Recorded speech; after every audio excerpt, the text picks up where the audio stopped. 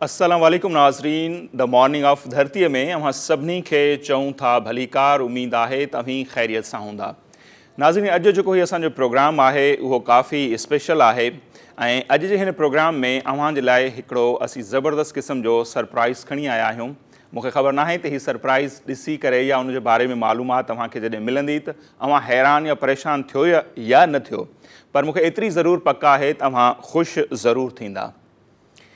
ऐं हाणे अवां इहो सोचींदा हूंदा त सुबुह सुबुह सां नसीर नेठि असांजे लाइ कहिड़ो सरप्राइज़ खणी आयो आहे। सो अव्हांखे नथो ॿुधायां तकड़ में ऐं अव्हांखे टाइम थो ॾियां, तव्हीं सोची वठो त उहो सरप्राइज़ कहिड़ो थी सघे थो। ऐं सोचण जे लाइ चवंदा आहिनि त टाइम बि तव्हांखे आहे, पर सोचण जे लाइ चांहि बंदि करण जी बि ज़रूरत कोन्हे। ऐं जेके दोस्त नाश्तो कनि पिया था उहे नाश्तो बि कंदा रहो, नाश्तो कंदे चांहि पीअंदे बि सोची सघो था। सो अव्हांखे टाइम आहे, थोरो आउं स्लो इन करे पियो ॻाल्हायां जो अव्हां सोचे वठो, सोचण जे लाइ अव्हांखे टाइम ॾियूं पिया। सो अव्हां ज़रूरु सोचींदा हूंदा त हीउ सरप्राइज़ अॼु कहिड़ो हूंदो।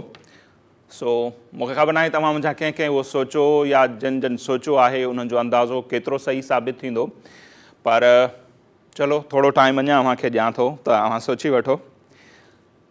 सो दिलि चए थी त हाणे मूंखे ॿुधाए छॾियां, वधीक अव्हांखे इंतज़ारु न करायां। सो अॼु जेको असांजो सरप्राइज़ आहे अव्हां सभिनी जे लाइ, ख़बर आहे कहिड़ो आहे? थोरो इंतज़ारु, हा। सो उहो ॾाढो ज़बरदस्त क़िस्म जो सरप्राइज़ आहे। सरप्राइज़ उहो आहे त द मॉर्निंग ऑफ धरतीअ में अॼु खां मूंखे हिकु नए साथी एंकर तौरु जॉइन कयो आहे। पाण तमामु टैलेंटेड आहिनि ऐं हींअर खां चवण जो मतिलबु इहो आहे त नंढी ॼमार खां ई उन्हनि पंहिंजी शख़्सियत जा खोड़ जेके आहिनि उहे हवाला ठाहे वरिता आहिनि। पाण बहितरीनु स्टूडेंट त आहिनि ई आहिनि, उन सां गॾोगॾु सुठियूं ग्राफिक डिज़ाइनर बि आहिनि, IT जे हवाले सां बि ॼाण रखनि थियूं ऐं उनखां बि वॾी ॻाल्हि त पाण शॉर्ट स्टोरी राइटर बि आहिनि। ऐं गॾोगॾु मुख़्तलिफ़ इवेंट कराईंदे या उन्हनि में पार्टिसिपेट कंदे बि हू अव्हांखे नज़र ईंदियूं हूंदियूं। ऐं मुख़्तलिफ़ TV शोज़ हुजनि या रेडियो जा प्रोग्राम हुजनि, उहे होस्ट कंदे या उन्हनि में महिमान तौरु बि शिरकत कंदे हू अव्हांखे नज़र ईंदियूं हूंदियूं।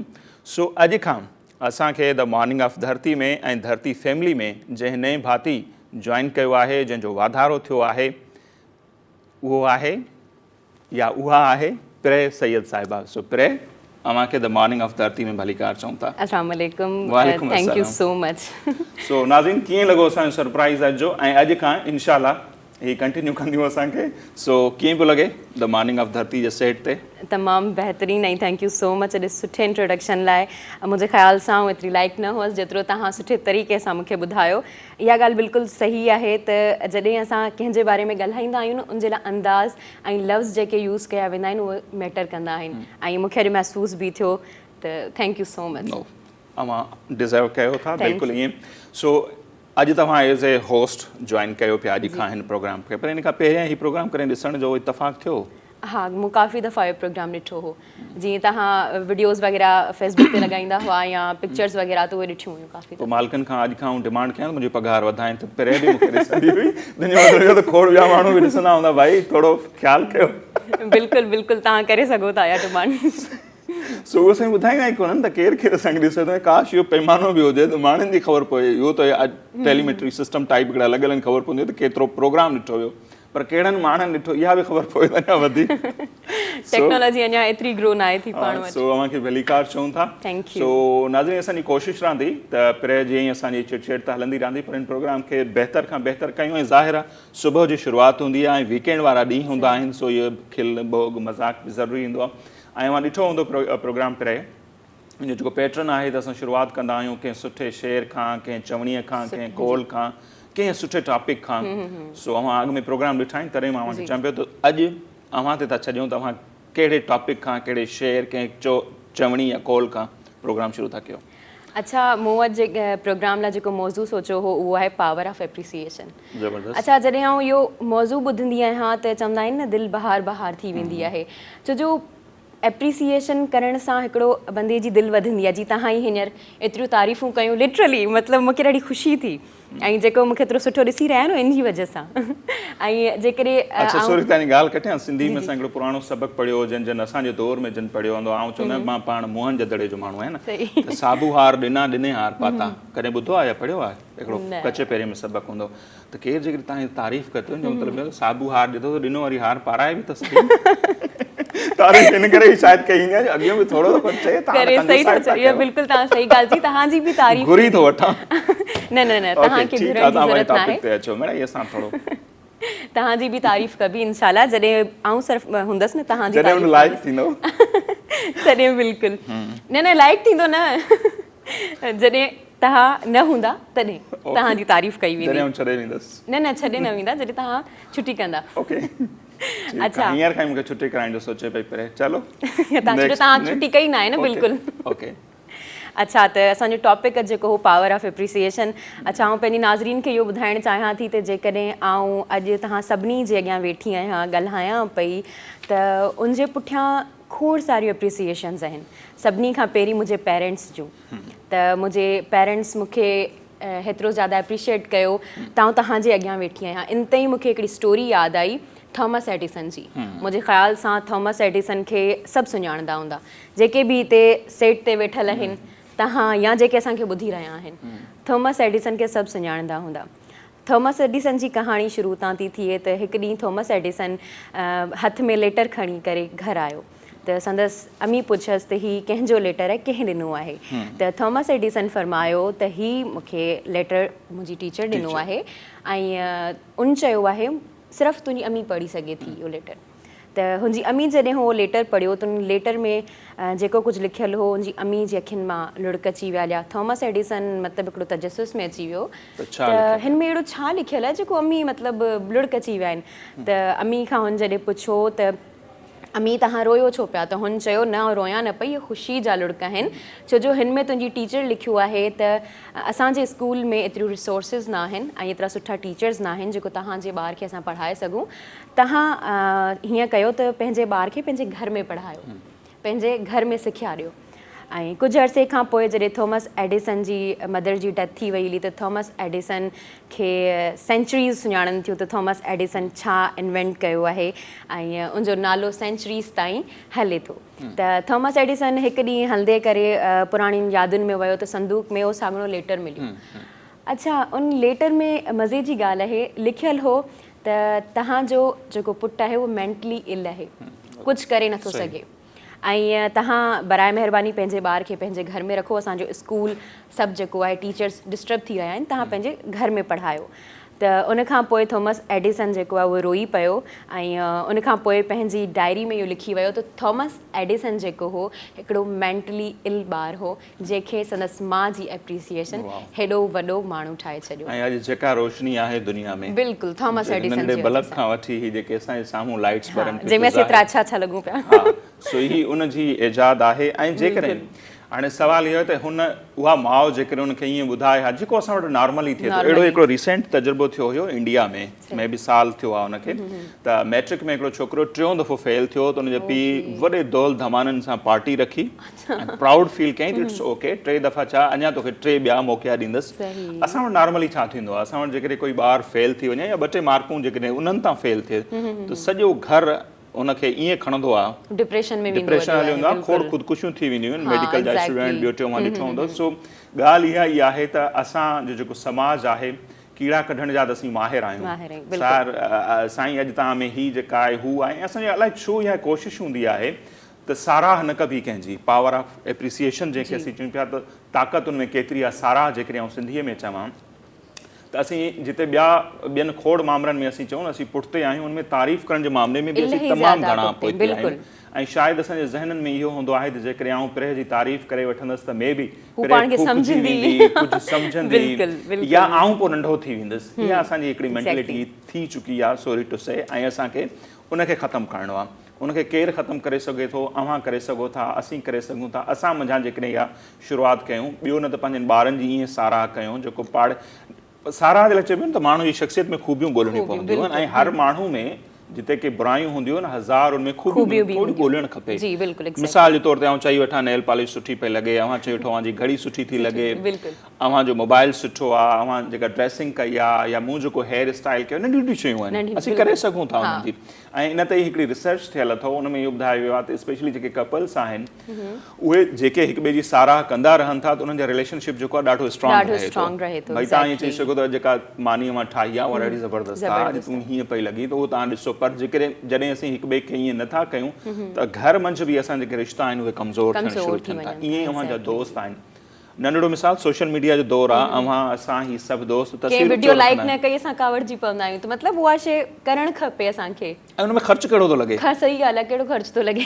कंहिंजे कमेंट्स कनि त you are looking so nice, good, beautiful, भला हुन में कहिड़ो मुंहिंजा पैसा लॻी विया, मुंहिंजे खज़ाने मां कंहिं बसि अॻियों वारो माण्हू ख़ुशि थी वेंदो हलियो आहे, इहा शइ आहे। ऐं असीं शायदि हीउ जेको दौर आहे, वीडियो हुजे, तस्वीर हुजे, रखंदा बि इन जे करे आहियूं त माण्हू ॾिसनि, ऐं जेकॾहिं को 2-3 के सुठा कमेंट्स अची वेंदा आहिनि त नो डाउट उन ॾींहुं उहो ॾींहुं ऐं सॼो ॾींहुं माण्हू खे केतिरी एनर्जी मिलंदी आहे, माण्हू खे हिकिड़ी सुठी। ऐं जो मतिलबु इहो बि न आहे त कंहिंजी अजाई साराह बि न कजे, पर जेको डिज़र्व करे, जेको लाइक़ु हुजे, उनजी ज़रूरु साराह कयो। पोइ स्टूडेंट हुजे, टीचर हुजे, हारी हुजे, मैकेनिक हुजे, मज़दूर हुजे, स्वीपर हुजे, माउ हुजे, भेण, घरवारी, साराह करे त ॾिसो। अॼु खां अव्हां खां इहो आउं वाइदो थो वठां त जेकॾहिं मूं में का चङी शइ ॾिसंदो त मुंहिंजी साराह ज़रूरु कजो। मुंहिंजी मीन्स सभिनी जी, घर में ॿियनि जी। पाण हिकिड़ी रिवायत था विझूं न, चवंदा आहिनि शुरूआत पाण खां कयो ऐं आहिस्ते आहिस्ते उनखे वधाइजे। न आउं इहा कोशिशि कंदी आहियां, छो जो आउं अक्सर सोचींदी आहियां त माण्हू खे ख़राबियूं काफ़ी नज़र अची वेंदियूं आहिनि, बुरायूं नज़र अची वेंदियूं आहिनि, कॾहिं तारीफ़ नाहे ॿुधी।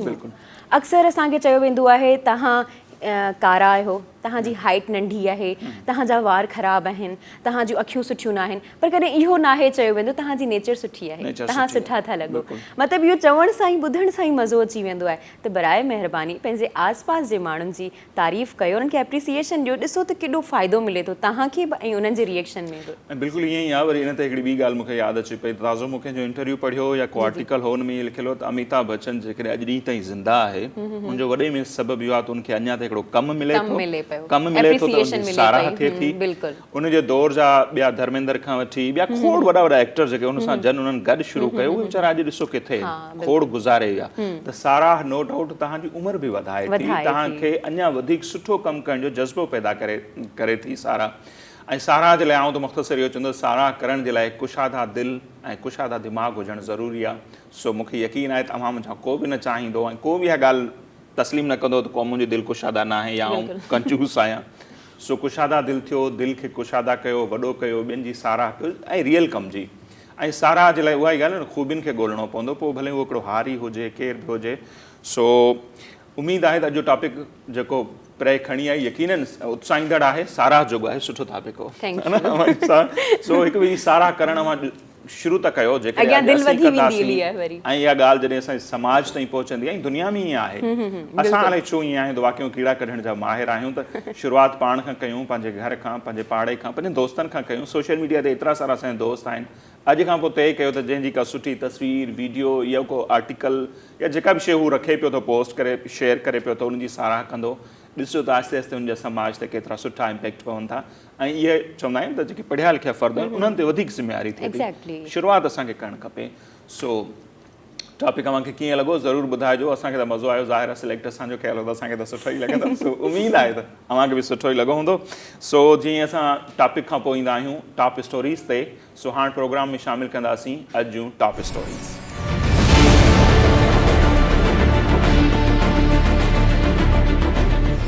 मौसमियात खाते जो चवणु आहे त कराची समेत सिंध जे मुख़्तलिफ़ शहरनि में अॼु खां तेज़ बारिश पवण जो इम्कानु आहे। कराची जे अक्सर वॾनि नालनि जी अञा ताईं सफ़ाई न थी। छा हिन भेरे बि हिन शहर खे ॿुॾण लाइ बेयारो मददगार छॾियो वेंदो? कराची में कोरोना खां बचाव लाइ क़ाइमु कयल अक्सर वैक्सीन सेंटर ते वैक्सीन जी खोट पैदा थी वई। वैक्सीन कराइण लाइ ईंदड़ शहरी सख़्तु परेशानियुनि खे मुंहुं ॾेई रहिया आहिनि। सिंध सरकार पारां वफ़ाक़ खां फौरी तौर ते डोज़ फ़राहम करण जो मुतालबो। समूरे मुल्क अंदरि क़ौमी असेंबली जे बजट सेशन दौरान थियल हुल हंगामे ते अञा ताईं बहस हलंदड़ आहे। जमायत इस्लामी जे अमीर तोड़े मुख़्तलिफ़ अदाकारनि तोड़े सियासी समाजी अॻुवाणनि पारां सख़्तु नाराज़गीअ जो इज़हार। वाक़े में मुलविस मेंबरनि खां क़ौम खां माफ़ी वठण जो मुतालबो। ख़बरदार होशियार, किथे अवां बि गिरफ़्तार न कया वञो।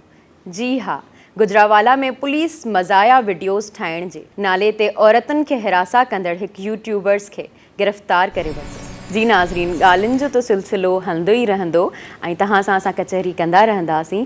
हींअर थियो आहे हिकु शॉर्ट ब्रेक जो टाइम, सो केॾांहुं न वञिजो, असां सां गॾु रहिजो।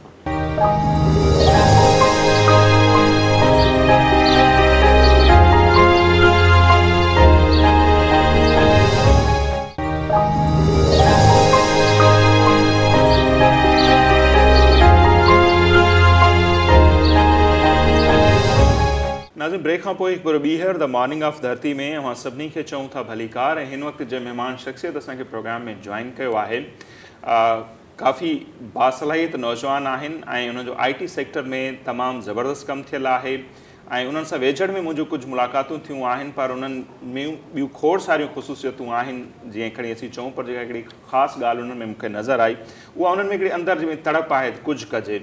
ऐं ईअं चइबो न, पंहिंजे लाइ हर कोई करे थो, पर उन्हनि जे लाइ इहा तड़प आहे त असीं पंहिंजे मुल्क जे लाइ, ख़ासि तौर ते सिंध सूबे जे माण्हुनि जे लाइ ऐं उते जेके असांजा नौजवान आहिनि उन्हनि जे लाइ कुझु कजे। ऐं IT सेक्टर में जॾहिं बि उन्हनि सां असांजी कचहरी थींदी आहे त हू असांखे वेही ॿुधाईंदा आहिनि त केतिरा मौक़ा आहिनि, दुनिया उन मां कीअं फ़ाइदो वठे पई, फ्यूचर में ही मार्केट किथे पहुचंदी, असीं उन मां केतिरो फ़ाइदो हासिलु करे सघूं था। सो उहे खोड़ सारियूं ॻाल्हियूं जेके असीं ऑफ स्क्रीन कंदा हुआसीं, सो अॼु मूं चयो त उहे असीं ऑन स्क्रीन कयूं त जीअं ही पैगाम घणनि माण्हुनि ताईं वञे ऐं खोड़ माण्हू जेके आहिनि IT सेक्टर जे हवाले सां सम्झण बि चाहींदा ऐं कहिड़ा फ़ाइदा आहिनि, उहे फ़ाइदा कीअं हासिलु करे सघजनि था, उन्हनि समूरनि मामलनि ते अॼु असीं उन्हनि सां ॻाल्हि ॿोल कंदासीं। मे बि अवां उन्हनि खे कुझु TV चैनल्स ते प्रोग्रामनि में बि ॾिठो हुजे, काफ़ी एक्टिव आहिनि ऐं खोड़ सारनि प्रोग्रामनि में हू वञनि बि था। सो मीर अरशद अली टालपुर साहिबु आहिनि अॼु असांजा महिमान। टालपुर साहिबु, अव्हांखे प्रोग्राम में भलीकार चओ। तव्हांजी महिरबानी मूंखे हिते हुजण जे लाइ। Thank you so much. सो उथंदे ई जेकॾहिं असीं अव्हां खां सम्झणु चाहियूं IT वारी जेका ही फील्ड आहे, छाकाणि त नौजवान इहे चाहींदा त पहिरीं ॾिसूं त टालपुर साहिब जो पंहिंजो एक्सपीरियंस छा आहे, अव्हांजो कीअं हिन में अचणु थियो ऐं ही फील्ड त काफ़ी वसी आहे, त कहिड़े शोबे में अव्हां आया ऐं उते अव्हां छा कयो पिया हींअर? जी, बेसिकली मां जेका जॉब्स या मार्केट में रहियो आहियां उहो एज़ ए मार्केटर रहियो आहियां। उनमें कन्वेंशनल मार्केटिंग बि आहे ऐं डिजिटल मार्केटिंग बि आहे। बट 2018 खां मां IT sector J startup world में आयो आहियां ऐं 2018 में पहिरीं ऑनलाइन शॉपिंग जे हवाले सां कुझु बिज़नेस कयो। लास्ट ईयर असां ट्रांसपोर्ट जेको खे असां डिजिटाइज़ करण जी कोशिशि कई, ख़ासि तौर ते इंटरसिटी ट्रांसपोर्ट खे सेट गो जे नाले सां स्टार्टअप सेट एंड गो। ऐं उन खां पोइ हाणे मां IT सोल्यूशन्स ते कमु करे रहियो आहियां। त बेसिकली IT तव्हांजी चयो त हिकिड़ी वॾी वास्ट फील्ड आहे ऐं हाणे हिन पोस्ट कोविड पीरियड में या कोविड जे दौरान IT अहमियत अञा वधी वई आहे दुनिया में। ईअं सम्झो त जेकर वॾे में वॾो इंडस्ट्रियल रिवोल्यूशन खां पोइ जेकर को रिवोल्यूशन आयो त उहो इंटरनेट रिवोल्यूशन हो जेको 90s में शुरू थियो ऐं .com बूम बि चवंदा आहिनि हिनखे। उन हाणे दुनिया खे चेंज करे छॾियो आहे। त हाणे तव्हां को बि कमु कंदा हुजो, हाणे बेसिकली इंटरनेट या ऑनलाइन जी दुनिया या फिज़िकल वर्ल्ड सां अटैच्ड आहे। तव्हांजो को बि अहिड़ो कमु कोन्हे जेको तव्हां डिजिटल वर्ल्ड में न करे सघंदा हुजो ऐं घटि महिनत ऐं घटि टाइम स्पेंडिंग सां। सो बेसिकली इहा ॾाढी वास्ट फील्ड आहे ऐं इनमें खोड़ सारियूं मतिलबु आहिनि अपॉर्चुनिटीज़। जी बिल्कुलु, तव्हां सही चई रहिया आहियो। तव्हांजी ॻाल्हि में कुझु ॻाल्हियूं एडिट कंदसि त असांजो जेको पूरी दुनिया, मुल्क न चवंदसि पूरी दुनिया जेका आहे उहा डिजिटलाइज़ थींदी वञे। स्पेशली कोविड-19 खां पोइ हर शइ ऑनलाइन। इवन असां करे इहो तसवुरु बि सर न कयो हूंदो त असांजो क्लासिस, असांजा स्कूल जेके आहिनि उहे ऑनलाइन पढ़ाया वेंदा, टीचर्स ऑनलाइन अची असांखे पढ़ाईंदा। त बेशक तव्हां सही चयो त IT जेका आहे उहा हिकु वसी फील्ड आहे। त आउं तव्हां खां इन्ही जे बारे में पुछणु चाहींदसि त तव्हां IT ते स्पेशली जेको आहे उहो मार्केटिंग साइड ते कमु करे रहिया आहियो। जी तव्हां ॿुधायो त मूंखे इहो ॿुधाइजो त एंटरप्रेन्योरशिप ऐं IT खे तव्हां कीअं रिलेट करियो था? मां बेसिकली मार्केटिंग ते कमु करे रहियो न, कंदो हुयसि। इहो पार्ट आहे मुंहिंजे ओवरऑल मतिलबु बिज़नेस जो। अच्छा, IT एंटरप्रेन्योरशिप जेका आहे उहा टेक्निकली ईअं सम्झो जेका नॉर्मल पाण एंटरप्रेन्योरशिप जी वर्ल्ड आहे जंहिंमें कन्वेंशनल बिज़नेसिस आहिनि, उहो हाणे ईअं सम्झो त ऑलमोस्ट एंड थी चुकी आहे। छो त एंटरप्रेन्योरशिप जो मतिलबु इहो आहे त नवां आइडिया खणी अचनि, नई सोल्यूशन खणी अचनि। हाणे उहा नई सोल्यूशन जेका आहे उहा तव्हां कहिड़े बि सेक्टर में वञो, तव्हां बैंकिंग में वञो, मिसाल वठो तव्हां एजुकेशन में वञो, एजुकेशन में गूगल मीट जंहिं ते क्लासिस हलनि था, जंहिंखे तव्हां एग्ज़ाम्पल ॾिनो, त इहो हिकिड़ो एंटरप्रेन्योरल माइंड सेट हो जंहिं हिकिड़ो ऑनलाइन सोल्यूशन पेश कयो त पोइ फिज़िकल क्लास नथा थी सघनि त ऑनलाइन इन ई तरीक़े सां ज़ूम दुनिया खे ॻंढे छॾियो त हाणे एंटरप्रेन्योरशिप अॼु जी दुनिया में त बेस्ड ई IT सेक्टर ते करे थी ऐं IT सेक्टर में ई वाहिद मतिलबु एतिरी लेवरेज अवेलेबल आहे जो माण्हुनि जा day to day problem solve करे सघे with the help of internet त इन करे इहा ॾाढी वास्ट फील्ड आहे ऐं एंटरप्रेन्योरशिप अॼु जे वर्ल्ड में IT सेक्टर खां या IT ते एटलीस्ट सम रिलायंस खां सवाइ इहो ऑलमोस्ट मतिलबु इम्पॉसिबल आहे. अच्छा तव्हां इहा ॻाल्हि त तमामु बहितरीनु कई आहे लेकिन अगरि ॻाल्हि कजे पंहिंजी गवर्नमेंट जी छा गवर्नमेंट कमु करे रही आहे गवर्नमेंट जो छा किरदारु आहे IT फील्ड में स्पेशली ॾिसो पाण वटि ते डाइकोटमिक स्ट्रक्चर आहे जंहिंमें हिकिड़ी फेडरल गवर्नमेंट आहे ऐं हिकिड़ी सूबाई गवर्नमेंट आहे सिंध गवर्नमेंट आहे. हाणे उहे गवर्नमेंटूं फेडरल लेवल ते बि अनफॉर्चुनेटली असांजो मुल्क पाकिस्तान जाम पोयां आहे ॿियनि मुल्कनि जे निस्बतन. We are far away from India ऐं even we are away from Bangladesh also. त हाणे उन सेक्टर में हाणे हींअर कुझु साल 1.5 साल 2 साल खां थोरो घणो हिननि ते कमु थियणु शुरू थियो आहे न त अॻे त असां वटि साइंस मिनिस्ट्री हिकिड़ी डल मिनिस्ट्री हुई but Fawad Chaudhry thanks to him उन अची हिन मिनिस्ट्री खे थोरो घणो एक्टिव कयो. अच्छा उन खां पोइ अचूं त सूबाई लेवल ते त सूबाई लेवल ते अनफॉर्चुनेटली सिंध में निस्बतन पंजाब जे निस्बतन KPK जे बि घटि कमु थियो आहे. ईअं न आहे त कमु न पियो थिए असांजा जेके IT मिनिस्टर्स आहिनि काफ़ी एक्टिव आहिनि उहे कमु खोड़ सारनि शयुनि ते करनि बि पिया जी सेफ सिटी जो हिकिड़ो प्रोजेक्ट बि आंदो अथनि वग़ैरह पर चवण जो मतिलबु इहो त जेको कोर IT जा वर्क आहिनि जेके IT सेक्टर में कमु करे सघिजे थो उनजी अञा वॾी कैपेसिटी अवेलेबल आहे. असां वटि IT बोर्ड कोन्हे इहो हिकिड़ो वॾो फुक़दान आहे पर स्टिल IT बोर्ड जे न हुजण जे थ्रू बि गवर्नमेंट पाण कमु करे पई ऐं हिन साल शायदि कुझु शयूं बि आहिनि जेके शायदि कुझु इम्प्लीमेंट थी वञनि त उन हिसाब सां पंहिंजो IT सेक्टर गवर्नमेंट जे तरफ़ां बि वधीक ग्रो कंदो. हाणे शायदि हुननि खां अथॉरिटी वग़ैरह बि ठाही आहे IT जे हवाले सां बजट बि माशाल्लाह टालपुर साहिब जे ई महिरबानी सां जेके तैमूर टालपुर साहिब मिनिस्टर आहिनि सां हाणे ॾींहं ते थी वई आहे सो होपफुली उम्मीद कयूं था त ज़बरदस्त न सिर्फ़ु बजट थी वई आहे बल्कि सेफ जे थ्रू बि जेका सिंध एजुकेशन फाउंडेशन आहे उनखे बि उन लाइ बि बजट रखियो वियो आहे त 15 खां 20,000 माण्हुनि खे ट्रेन करे मार्केट में आणे. सो इहो सिंध गवर्नमेंट जो हिकिड़ो मतिलबु अगरि जे इम्प्लीमेंट विथ ट्रू स्पिरिट थी वञे त इहो सिंध जी IT मिनिस्ट्री ऐं सिंध जी गवर्नमेंट एज़ ए होल जे तरफ़ां इहो हिकिड़ो रिवोल्यूशनरी क़दम हूंदो टुवर्ड्स अनएम्प्लॉयमेंट खे ख़तमु करण जे लाइ. अच्छा हीउ जेको इनकलाब आहे जीअं ज़रई इनकलाब आयो वरी इंडस्ट्री जो इनकलाब आयो अवां हिन खे बि इनकलाब जे नाले सां सॾी पिया त हुननि इनकलाबनि में त वॾी हिकिड़ी महिनत करणी पई. हिन इनकलाब में छा करिणो आहे जेकॾहिं मूं पहिरियों बि अव्हां सां डिस्कस कयो त हिन में सिर्फ़ु इंटरनेट ऐं लैपटॉप खपे थी सवलो आहे न उन सां असीं घणो कुझु करे. अच्छा खोड़ ॻाल्हियूं अहिड़ियूं आहिनि जेके माण्हुनि खे मे बि सोलहनि लफ़्ज़नि में मां का सम्झ चाहे त दुनिया जेका आहे रोज़गार जे हवाले सां IT इंडस्ट्री मां रोज़गार जो मौक़ा पैदा करण जे हवाले सां दुनिया किथे बीठी आहे असीं किथे बीठा आहियूं. वरी जेकॾहिं जीअं ज़िक्र बि कयो त पंहिंजे मुल्क जे अंदरि त पंजाब जो उहो किथे बीठो आहे ऐं सिंध किथे बीठो आहे. ॾिसो मां पहिरीं बि हिकु ॿ जॻह ते कोट कई आहे मैकेंसी जी हिकिड़ी रिसर्च मैकेंसी हिकिड़ो इंटरनेशनल इदारो आहे त 2030 तक गिवन जेको कोविड पीरियड आहे 2030 तक दुनिया सॼी में IT जेका लेबर मार्केट आहे उहा फुल थी वेंदी मतिलबु IT वारे माण्हुनि खे दुनिया ॻोल्हींदी हूंदी ऐं माण्हू अवेलेबल न हूंदा. त उन टाइम ते सिर्फ़ु इंडिया जे नाले में आहे त इंडिया शायदि 8 मिलियन माण्हू 80 लख माण्हू वधीक एतिरा हुजनि जेके ॿाहिरि मुल्कनि खे आउटसोर्स करे सघे. हाणे दुनिया इन पोज़ीशन ते पहुती आहे त दुनिया में हर मुल्क में IT जे माण्हुनि जी ज़रूरत आहे. दे आर ग्रोइंग फास्ट हू जाम अॻियां निकिरी चुका आहिनि. हुननि जो बैंक तव्हांजी बैंकिंग चैनल्स खां वठी तव्हांजा जेके डिलीवरी सिस्टम आहे डिलीवरी सिस्टम खां वठी तव्हांजो अॼुकल्ह जेको एजुकेशन सिस्टम आहे सॼो कुझु डिजिटाइज़ थी चुको आहे. त दुनिया जे कंपेरिज़न में त असां किथे स्टैंड ई कोन था कयूं. हाणे अचूं त पाकिस्तान जे कंट्री जी ॻाल्हि त पाकिस्तान एज़ ए कंट्री काफ़ी पोयां आहे. असांजी गवर्नमेंट शायदि इन सेक्टर जी इम्पोर्टेंस खे ओतिरो न पई सम्झे या ओतिरो इन ते छो ॾिसो का बि शइ बिल्ड कबी आहे त इहो गवर्नमेंट जो कमु आहे इंफ्रास्ट्रक्चर ठाहिणु गवर्नमेंट जो कमु आहे त रिसोर्सिस पैदा करणु. मिसाल वठो इंटरनेट असां वटि ॾाढो स्लोएस्ट स्पीड कंट्रीज़ में असां शामिलु थियूं था. त हाणे अॼु जे दौर में अगरि तव्हां वटि इंटरनेट बि स्लो आहे त तव्हां सोचे सघो था किथे हो. उन खां पोइ अचां थो सिंध जे स्ट्रक्चर त सिंध में इनॉर्मस पोटेंशियल आहे. टू बी ऑनेस्ट मां सिंध जे तक़रीबन हर ज़िले में घुमियो आहियां ऐं हर ज़िले में मूं यंगस्टर्स खे ॾिठो आहे. असांजो नौजवान ॾाढो महिनती आहे. इहो जेको हिकिड़ो मिथ आहे त असांजो नौजवान महिनत कोन थो करे इहो ग़लति मिथ आहे. नौजवान असांजो ॾाढो महिनती आहे पर हुनखे गाइडलाइन जी ज़रूरत आहे. त अगरि जे हुनखे गाइडलाइन मिली वञे त हाणे त हिकिड़ो ॾिसो पहिरियां जेके इनकलाब आहे उहे हिकिड़े पार्टिकुलर एरिया तक हुआ. मिसाल वठो अगरि पाण वटि पाकिस्तान में कंसिडर करूं या सिंध में त 1960s में जेको इंडस्ट्रियलाइज़ेशन थी हुई 60s ऐं 50s में उहा कराची या नूरियाबाद तक महदूद हुई.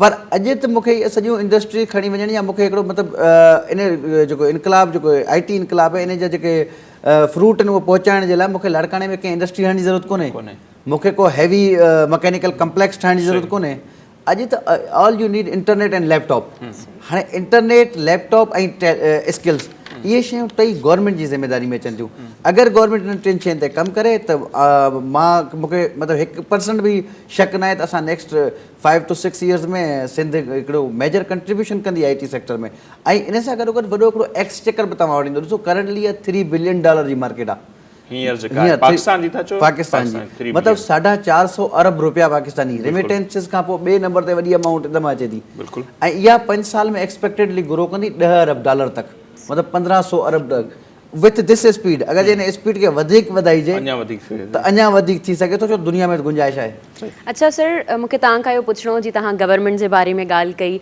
उन खां पोइ तव्हां ॿुधायो त असांजो नौजवान जेको आहे उहो इलाही ज़्यादा महिनती आहे पर जिथे आउं इन शइ खे ॾिसां थी त यूट्यूब ते असां वटि दुनिया जी हर शइ मौजूदु आहे गूगल ते असां वटि दुनिया जी हर शइ मौजूदु आहे आउं पाण IT जी फील्ड जी आहियां स्टूडेंट त असांखे एतिरो ख़ासि न पियो सम्झायो वञे या न ॿुधायो वेंदो आहे यूनिवर्सिटी में पर असां यूट्यूब तां सभु कुझु सिखियो आहे even I am graphic designer मूं ग्राफिक डिज़ाइनिंग सॼी यूट्यूब तां सिखी आहे त असांजा नौजवान सिर्फ़ु फेसबुक ते कमेंट करण खां सवाइ नाइस लिखण खां सवाइ जेकॾहिं उनखे सही तरीक़े सां यूटिलाइज़ कनि त मुंहिंजे ख़्याल सां असां वटि शइ मौजूदु आहे असां में इहो ई त आहे त असां सिर्फ़ु ब्लेम कंदा आहियूं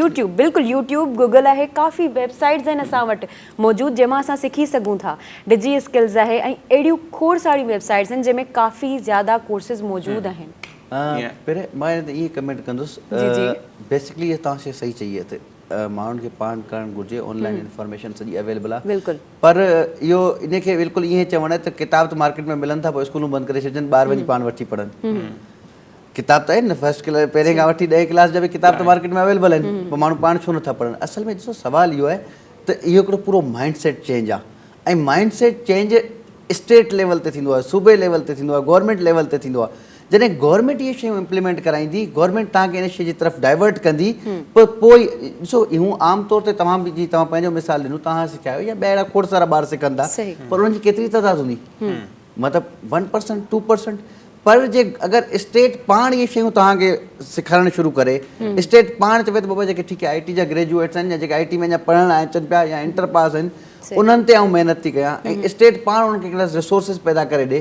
त असां उन रिज़ल्ट खे मैक्सिमाइज़ करे सघूं था सही ओपिनियन में तज़ाद थी सघे थो त हीअ जेके असांजा इदारा आहिनि यूनिवर्सिटियूं आहिनि उते IT डिपार्टमेंट उते बि आहिनि उतां जेके ग्रेजुएट्स निकिरनि था पिया उहे मार्केट में उन्हनि जी केतिरी खपत या उहे इन अहल आहिनि जो का वॾी कंपनी उन्हनि खे हायर करे मुंहिंजो पंहिंजो ज़ाती तजुर्बो आहे लास्ट 2 खां 3 years जो आई एम सॉरी मतिलबु चवंदो इहो मूंखे ग़लति महसूसु थींदो आहे पर असांजी अकेडमी आहे लाइक ॿियनि सेक्टर में जीअं रिसर्च सेक्टर में जीअं अदब ऐं कल्चर जे सेक्टर में या कहिड़े बि सेक्टर जी जो तव्हां मिसाल खणो हिन IT सेक्टर में बि असांजी अकेडमी आहे मिज़रेबली फेल थी चुकी आहे असांजी जेका कन्वेंशनल अकेडमी आहे चाहे उहो कहिड़ी बि यूनिवर्सिटी खे खणो तव्हां उहा मिज़रेबली फेल थी चुकी आहे उनजी वजह इहा आहे त हू उन्हनि मां त ईअं चवंदो आहियां त टीचरनि खे पाण खे ई वठी मार्केटेबल स्किल्स न आहिनि जॾहिं हुन वटि कुझु मार्केटेबल स्किल्स आहिनि ई न त ॿारनि खे छा सेखारींदा हाणे थिए ईअं थो मिसाल वठो असां वटि ग्रेजुएट अचे थो यूनिवर्सिटी जो कंहिं जो बि NID खणी वठो सिंध यूनिवर्सिटी खणी वठो या मेरान खणी वठो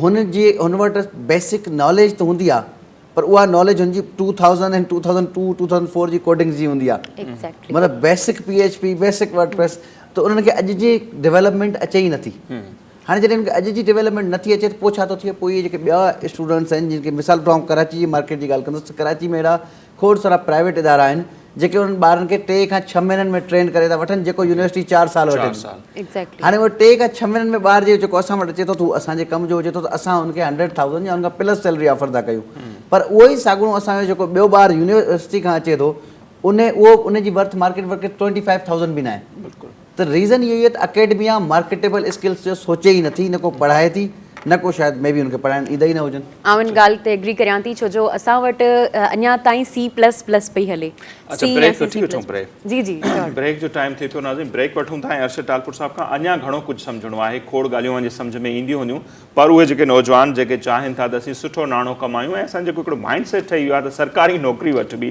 त उहा माइंडसेट उहो कीअं ख़तमु कजे. हिन सेक्टर में जेकॾहिं असीं अचूं 3 खां 6 महीननि जो कोर्स करे असीं केतिरो कुझु कमाए सघूं था, पाण खे पंहिंजी फैमिली खे केतिरो अॻिते आणे सघूं था, उहे कोर्स वारियूं शयूं सम्झण जी कोशिशि कंदासीं टालपुर साहिब खां, पर ब्रेक खां पोइ.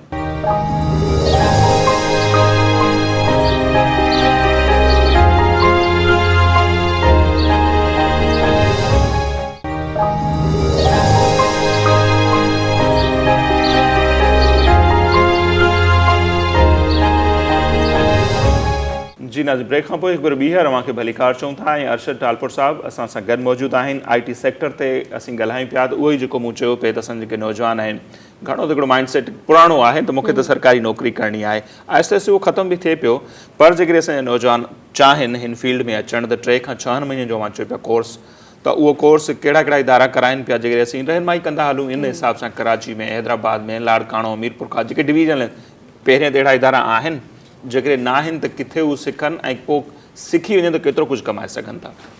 ॾिसो, इन में बि पहिरीं ॻाल्हि त वाक़ई इहो असांखे माइंड सेट चेंज करिणो पवंदो त जेका शइ तव्हां 3 खां 6 महीननि में अचीव करे सघो था त उन लाइ 4 साल छो. अच्छा, मां जेके कुझु असां वटि इन्फ्लुएंसर्स आहिनि जेके चवनि था यूनिवर्सिटी डिग्री न हुजे, मां उनजे बिल्कुलु एक्ज़ैक्ट अपोज़िट आहियां. मां चवां थो यूनिवर्सिटी डिग्री बिल्कुलु हुजणु घुरिजे. यूनिवर्सिटी जी degree has nothing to do with earning. पढ़ाई सिर्फ़ु अर्निंग लाइ न थींदी, पर लाइफ में ॿियूं बि शयूं सिखियूं आहिनि. बहरहाल हाणे जेका ॻाल्हि कई 3 खां 6 महीननि जो कोर्स, त इहे शयूं असां वटि हिते आहिनि. 2 सेक्टर में तव्हां विराए वठूं. हिकिड़ो त गवर्नमेंट तरफ़ां इदारो आहे STEVTA, Sindh technical and educational vocational जेको बि आहे. स्टेवटा वटि अहिड़ी का बि शइ कोन्हे असांजी अकेडमीअ वांगुरु. उन वटि अञा बि मशीन कीअं हलाइजे, सिविल इंजीनियरिंग जो हिकिड़ो पार्ट, कोई रोड कीअं ठाहिजे, मतिलबु हुन वटि अञा बि ओड़ा कोर्सिस आहिनि. त स्टेवटा वटि त बिल्कुलु मतिलबु अञा अपडेट ई न आहे. हाणे चवंदा प्राइवेट सेक्टर में, प्राइवेट सेक्टर जी आउटरीच कोन्हे. ॾिसो, सभिनि खां पहिरीं जेको असां हींअर बि गवर्नमेंट खे बि चई रहिया आहियूं, सिंध गवर्नमेंट खे फोर्स करे रहिया आहियूं, रिक्वेस्ट करे रहिया आहियूं त बाबा इदारो ठाहियो अहिड़ो कोर्स जेको असांजे सिंध जे हेठियनि ज़िलनि, हेठियनि डिवीजन तक असीं फैलाए सघूं. असां उनखे इहो बि चई रहिया आहियूं त असांजी का रहनुमाई, का हेल्प खपे त असीं उन लाइ फ्री ऑफ कॉस्ट अवेलेबल आहियूं. पर चवण जो मतिलबु इहो त हाणे उहे कुझु चंद इदारा आहिनि, मतिलबु नाला खणण तुंहिंजी मार्केटिंग थी वेंदी, पर यूरेका थियो या एपटेक थियो या अहिड़ा कुझु इदारा आहिनि जेके हिते कराची में कराइनि था कोर्स. पर ॾिसो, कराची जी बि तव्हां जेकर इकोनॉमी ॾिसंदा त सभु माण्हू उन क्लास सां तालुक़ु नथा रखनि जो उहो अफोर्ड करे सघनि. सही, मतिलबु एतिरा महांगा कोर्सिस आहिनि. त उनमें छा कजे? गवर्नमेंट छा करे? प्राइवेट सेक्टर में कुझु धुरियूं जेकॾहिं अॻिते अचनि ऐं गवर्नमेंट सां कुझु करे ऐं कुझु अहिड़ो एडवेंचर कजे. एक्चुअली गवर्नमेंट कुझु करे बि पई इन सेक्टर में. जेका शइ एप्रिशिएबल आहे, IBA कराची सां गॾिजी या 2-3 ॿियनि इदारनि सां गॾिजी गवर्नमेंट इहे कोर्स कराए बि पई for short period of time. पर हाणे उहे कोर्सिस खां पोइ ॾिसो ट्रैकिंग कोन्हे. सॼो मसइलो इहो त स्टूडेंट जॾहिं कोर्स बि करे थो वञे, मिसाल वटि हिकिड़ो ॿार आहे, उनखे ग्राफिक डिज़ाइनिंग से फॉर एग्ज़ाम्पल अचे थी, से फॉर वेबसाइट डेवलपमेंट अचे थी, से फॉर एग्ज़ाम्पल ॿी का लैंग्वेज अचे थी, मोबाइल ऐप अचे थी, पर हाणे अचे त थी, हाणे हू जॉब किथे करे? सही, कराची में वरी बि हिकिड़ी मार्केट आहे जंहिंमें हू जॉब करे सघे थो. If you go out of Karachi, अगरि असां वञूं हैदराबाद, लाड़काणो, मीरपुर, नवाबशाह, त उन वटि उहो को मार्केट ई न आहे जो उनमें हू जॉब करे सघे. त पोइ उन जो बि दुनिया वटि सोल्यूशन आहे. दुनिया हाणे तव्हांजो ॿारु जेको आहे उहो थरपारकर मां वेही कैनेडा जी कंपनी खे सर्व करे सघे थो.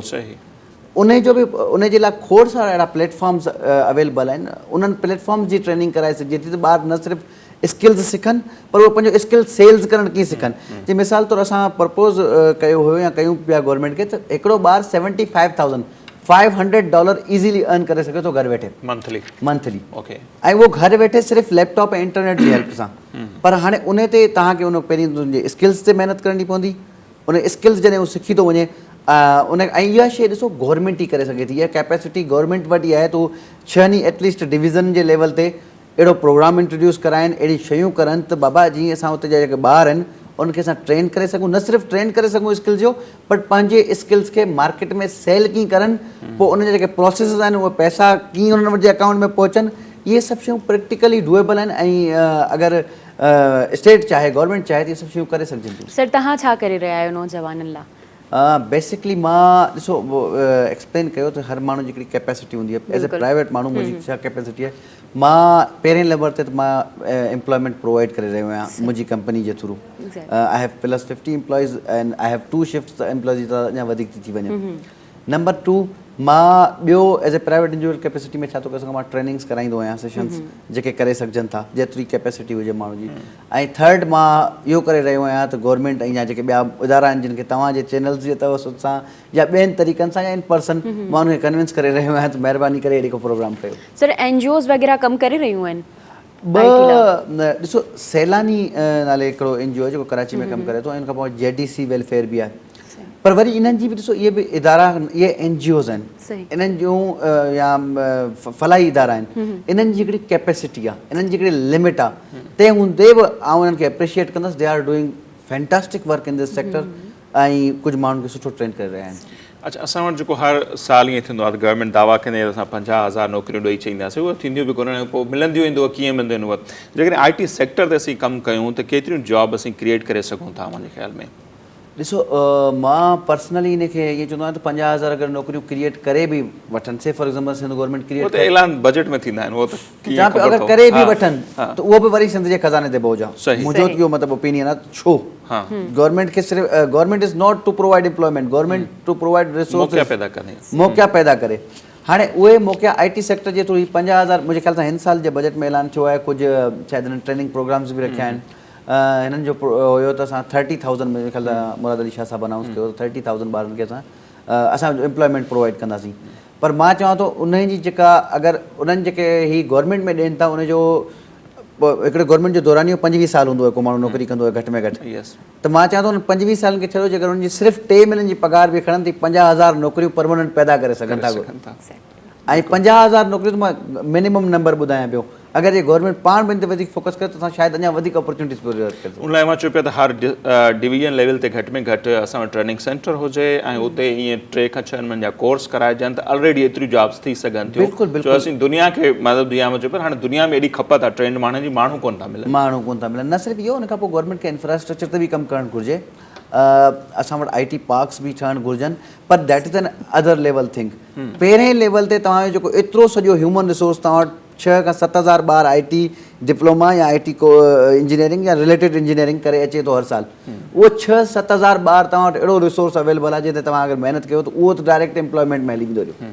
त पहिरें लेवल ते असांखे ह्यूमन रिसोर्स ते कमु करणु घुरिजे। सर जी तव्हां ॿुधायो त जेके सेंटर्स वग़ैरह तव्हां ॿुधाया प्राइवेट आहिनि, काफ़ी ज़्यादा पैसा था वठनि, ऐं जेके ग़रीब ॿार आहिनि उहे इन जेके अफोर्ड नथा करे सघनि।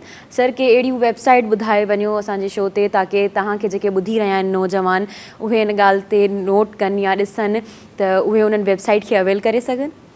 ॾिसो वेबसाइट्स अगरि सिखणो आहे त उन लाइ तव्हां पाण ई पहिरीं कोट करे चुका आहियो, Google. Nobody is better teacher than the Google. Exactly. Google जहिड़ो को टीचर ई न आहे। गूगल वटि एतिरी रिसोर्स एतिरी डेटा अवेलेबल आहे जेको अगरि मां ग़लति न हुजां दुनिया जो वॾे में वॾो डेटा बैंक आहे गूगल। बिल्कुलु। उन खां पोइ तव्हां जेकर अञा वीडियो लर्निंग आहे जेको तव्हां ऑलरेडी कोट करे चुका आहियो त यूट्यूब मां इहे ई 2 रिकमेंड कंदो आहियां त बाबा इन्हनि 2 शयुनि में ई तव्हांजो सॼो मटेरियल अवेलेबल आहे ऐं ईज़ीली सर्चेबल आहे। The good thing is that तव्हां सिर्फ़ु लिखो कीवर्ड जेको बि तव्हां ॻोल्हणु चाहियो था, उन खां पोइ तव्हांजी जेके स्किल्स सेलिंग अगरि तव्हां वटि स्किल्स आहिनि त पोइ स्किल सेलिंग जे लाइ बहितरीनु प्लेटफॉर्म्स आहिनि। अगरि तव्हां बिल्कुलु बिगिनर आहियो त Fiverr would be better for you, छो जे करे तव्हां हुन खां कॉस्ट कोन थी लॻे। थोरो तव्हां अॻियां निकिरो था तव्हां वटि अपवर्क आहे, freelance.com आहे, guru.com आहे, ऐं अञा बि जेका अञा तव्हांजो बिज़नेस हिकिड़ो सुठो हले पियो ऐं तव्हां अगरि कॉर्पोरेट लेवल ते करणु चाहियो था त पोइ बार्क आहे, क्लच आहे, bark.com आहे, क्लच आहे। त अहिड़ियूं खोड़ सारा प्लेटफॉर्म्स अवेलेबल आहिनि जंहिं थ्रू तव्हां पंहिंजी जेके स्किल्स आहिनि उहे मार्केट में खपाए सघो था। सही। अच्छा, जेकॾहिं कराची जो ज़िक्र कयूं त हिते अव्हांजे ख़्याल में अव्हां छाकाणि त हिकिड़ी कंपनी ऑलरेडी आहे त कराची में ट्रेंड माण्हू केतिरा हूंदा अव्हांजे ख़्याल में कराची में, ऐं उहे जिन जी दुनिया खे ज़रूरत आहे? ॾिसो इन में 2 क़िस्मनि जा माण्हू हूंदा आहिनि। हिकिड़ा त जेके असीं हूंदा आहियूं जेके सेल्स रिलेटेड माण्हू हूंदा आहिनि ऐं एडवर्टाइज़मेंट या मार्केटिंग रिलेटेड माण्हू हूंदा आहिनि, ऐं ॿिया हूंदा आहिनि तव्हांजा माण्हू प्रोडक्शन रिलेटेड जंहिंमें एप्लीकेशन्स बि ठाहींदा आहिनि। हाणे रियल फिगर्स त मार्केट में अवेलेबल न आहिनि, पर असां ईअं मां तव्हांखे जनरल हिकिड़ो ओवरव्यू ॾियां थो त असां वटि हींअर मार्केट में उन्हनि माण्हुनि ते विथ इन दिस इंडस्ट्री जहिड़ो आहे। मतिलबु हा, कराची जी इंडस्ट्री में जेके 20 खां 25 कंपनियूं आहिनि या अहिड़ा 500 खां 1000 माण्हू आहिनि त उन्हनि 500-1000 माण्हुनि ते मां सेल्स वारे पासे ऐं मार्केटिंग वारे पासे जी ॻाल्हि पियो कयां त उन्हनि में असां में जहिड़ो आहे पाण कंपनी में ई त बाबा उहो माण्हू मूं वटि हुजे या मूं माण्हू मूं वटि हुजे। त हाणे जॾहिं असांजो पंहिंजो इन 500-1000 माण्हुनि ते जहिड़ो त ॿाहिरि जी दुनिया खे असां छा था ॾेई सघूं? त माण्हू स्कार्स आहिनि। छा असांजे माण्हुनि में दिलचस्पी तॾहिं बि पैदा थींदी आहे जेके बि असांखे कुझु वालदेन ॾिसंदा हूंदा, कुझु पाण स्टूडेंट ॾिसंदा हूंदा जेके नौजवान कुझु करणु चाहींदा आहिनि फील्ड में, त उन्हनि खे वरी अञा वधीक दिलचस्पी तॾहिं पैदा थींदी जॾहिं हुनखे ॿुधाए बज़ाहिर दुनिया लफ़्ज़ चवणु खपे त उहा त उनखे ॿुधाए जिन में पैसो केतिरो आहे, केतिरो हू कमाए सघनि था, हज़ारनि में लखनि में, या अॻिते हली केतिरी मार्केट आहे, त थोरो उन्हनि खे चाह चस ईअं पैदा कजे। ट्रेनिंग्स वेबिनार्स हुजणु खपनि इन लाइ। मां त वालदेन खे ऐं जेके स्टूडेंट्स आहिनि असांखे ॿुधनि पिया उन्हनि खे चवणु चाहियां थो त 5 सालनि लाइ ॿियूं सभु फील्डूं भुलिजी वञो त तव्हांखे असां अदब ऐं कल्चर घणेई सिंधियुनि बचाए वरितो आहे, हाणे असांजो उहो बची चुको आहे। ॿिया जेके बि फील्ड्स आहिनि भुलिजी वञो। नेक्स्ट 5 to 10 years जे लाइ सिंध खे हिकिड़ो माइंड सेट खपे जेको IT सेक्टर खे असीं भरंदा वञूं। सभिनि खां पहिरीं ॻाल्हि इहा। ॿी ॻाल्हि इहा त ॾिसो हिकिड़ा मां वालदेन खे सिर्फ़ु इहो पैगाम ॾींदुसि तव्हांजो ॿारु ग्रेजुएट करे नौकिरी करे या तव्हां चाहियो था त ग्रेजुएशन जे दौरान बि पाण कमाए ऐं न सिर्फ़ु पाण कमाए बल्कि तव्हांखे बि कमाए ॾिए, त उहा अपॉर्चुनिटी सिर्फ़ु IT सेक्टर में अथव।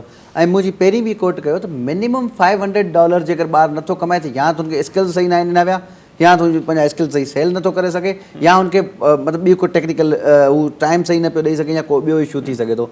पर 75,000 is a minimum viable income जेका IT सेक्टर जे थ्रू हिकिड़ो फ्रेश ॿार बि जनरेट करे सघे। जीअं त IT वसी फील्ड आहे, IT में काफ़ी ज़्यादा फील्ड्स आहिनि ऐं ज़्यादातर जेके फील्ड्स आहिनि उहे कोडिंग ते आहिनि, प्रोग्रामिंग ते आहिनि। त सर जंहिं ॿार खे प्रोग्रामिंग नथी अचे या नथी वणे त सर उहो छा करे? मतिलबु इहो आउं पर्सनली पंहिंजे बारे में बि चवां पई, मूंखे प्रोग्रामिंग सफ़ा नाहे वणंदी, पर आउं IT में आहियां, पर अहिड़ियूं ॿियूं कहिड़ियूं फील्ड्स आहिनि जंहिंमें प्रोग्रामिंग न हुजे बसि ऐं अॻियां माण्हू कमु बि करे सघे उनमें, उहा फील्ड बि उहा ई आहे? बेसिकली अहिड़ा खोड़ सारा ॿार मूं वटि ऑलरेडी ईंदा बि आहिनि जंहिंसां मां मीटिंग बि कंदो आहियां ऐं जिन खे कोडिंग में या इंट्रस्ट न आहे या वणे नथो, पर वरी बि मां उन्हनि खे इहो ई चवंदो आहियां त पहिरीं त कोडिंग सिखो। To be honest coding basic coding सिखो, जेको जंहिं शइ लाइ आया आहियो पहिरीं शइ उहा कयो, ॾुखी ज़रूरु आहे, ॼाण हुजे। अच्छा उनखां पोइ खोड़ सारियूं अहिड़ियूं शयूं जेके नॉन कोडिंग बेस्ड बि आहिनि। मिसाल वठो जी तव्हां डिज़ाइनिंग जी ॻाल्हि कई त डिज़ाइनिंग में अॻियां जाम वॾी फील्ड आहे। डिज़ाइनिंग डज़ नॉट मतिलबु ends like designing for poster या अहिड़ी का शइ तव्हां ठाहे सघो। उन खां पोइ तव्हां एनिमेशन ते वञी सघो था। एनिमेटेड तव्हांखे ख़बर आहे वन ऑफ द मोस्ट ईअं सम्झो त एक्सपेंसिव मार्केट आहे एनिमेशन। तव्हां हिकिड़े खां 2 ॾींहंनि जी 3D मॉडल ठाहिण में $500 वठो था।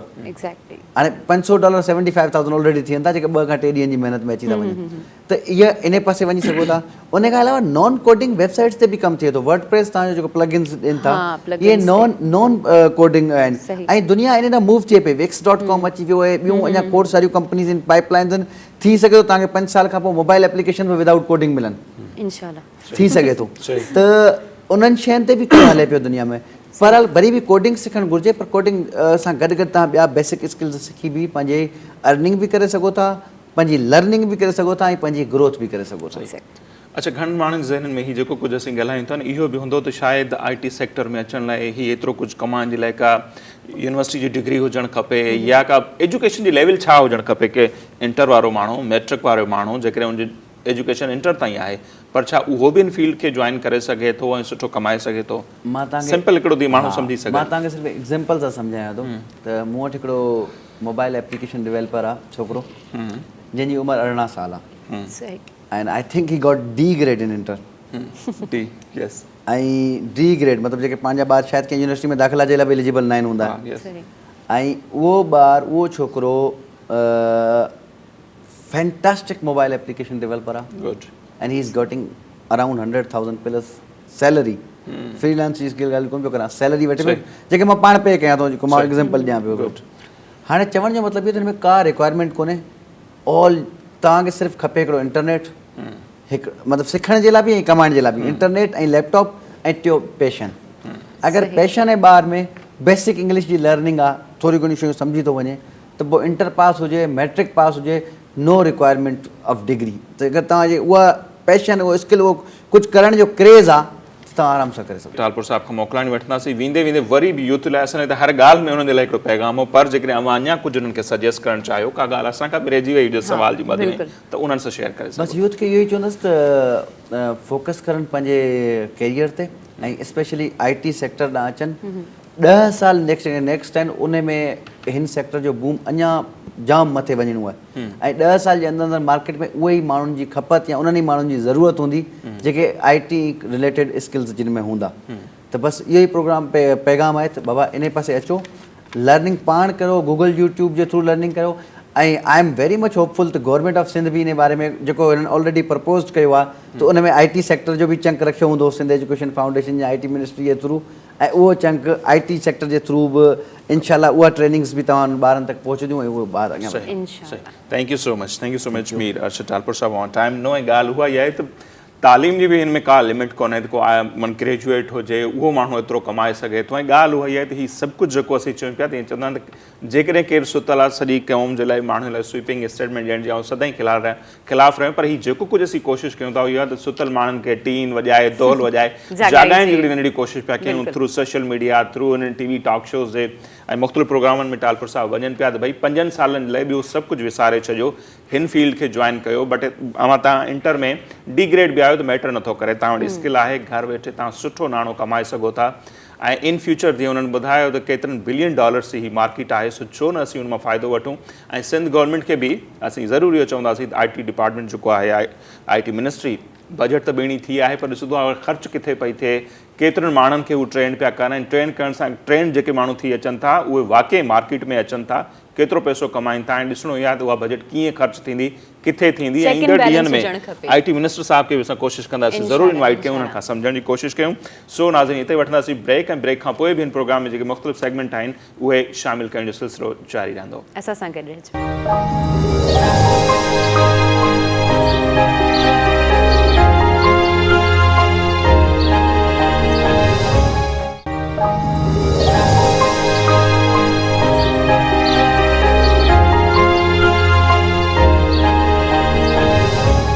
जी नाज़रीन ब्रेक खां पोइ तव्हांखे ॿीहर चऊं था भलीकार हाणे असां हलूं था पंहिंजे ॿिए सेगमेंट जी तरफ़ जंहिंजो नालो आहे सोशल मीडिया जे जहां में हिकु झाती जंहिंमें असां तव्हांखे कुझु क्लिप्स ॾेखारींदा आहियूं कुझु फ़ोटोज़ ॾेखारींदा आहियूं जंहिंमें इंफॉर्मेशन हूंदी आहे काफ़ी फनी बि हूंदियूं आहिनि उहे तस्वीरूं थोरे वीडियोज़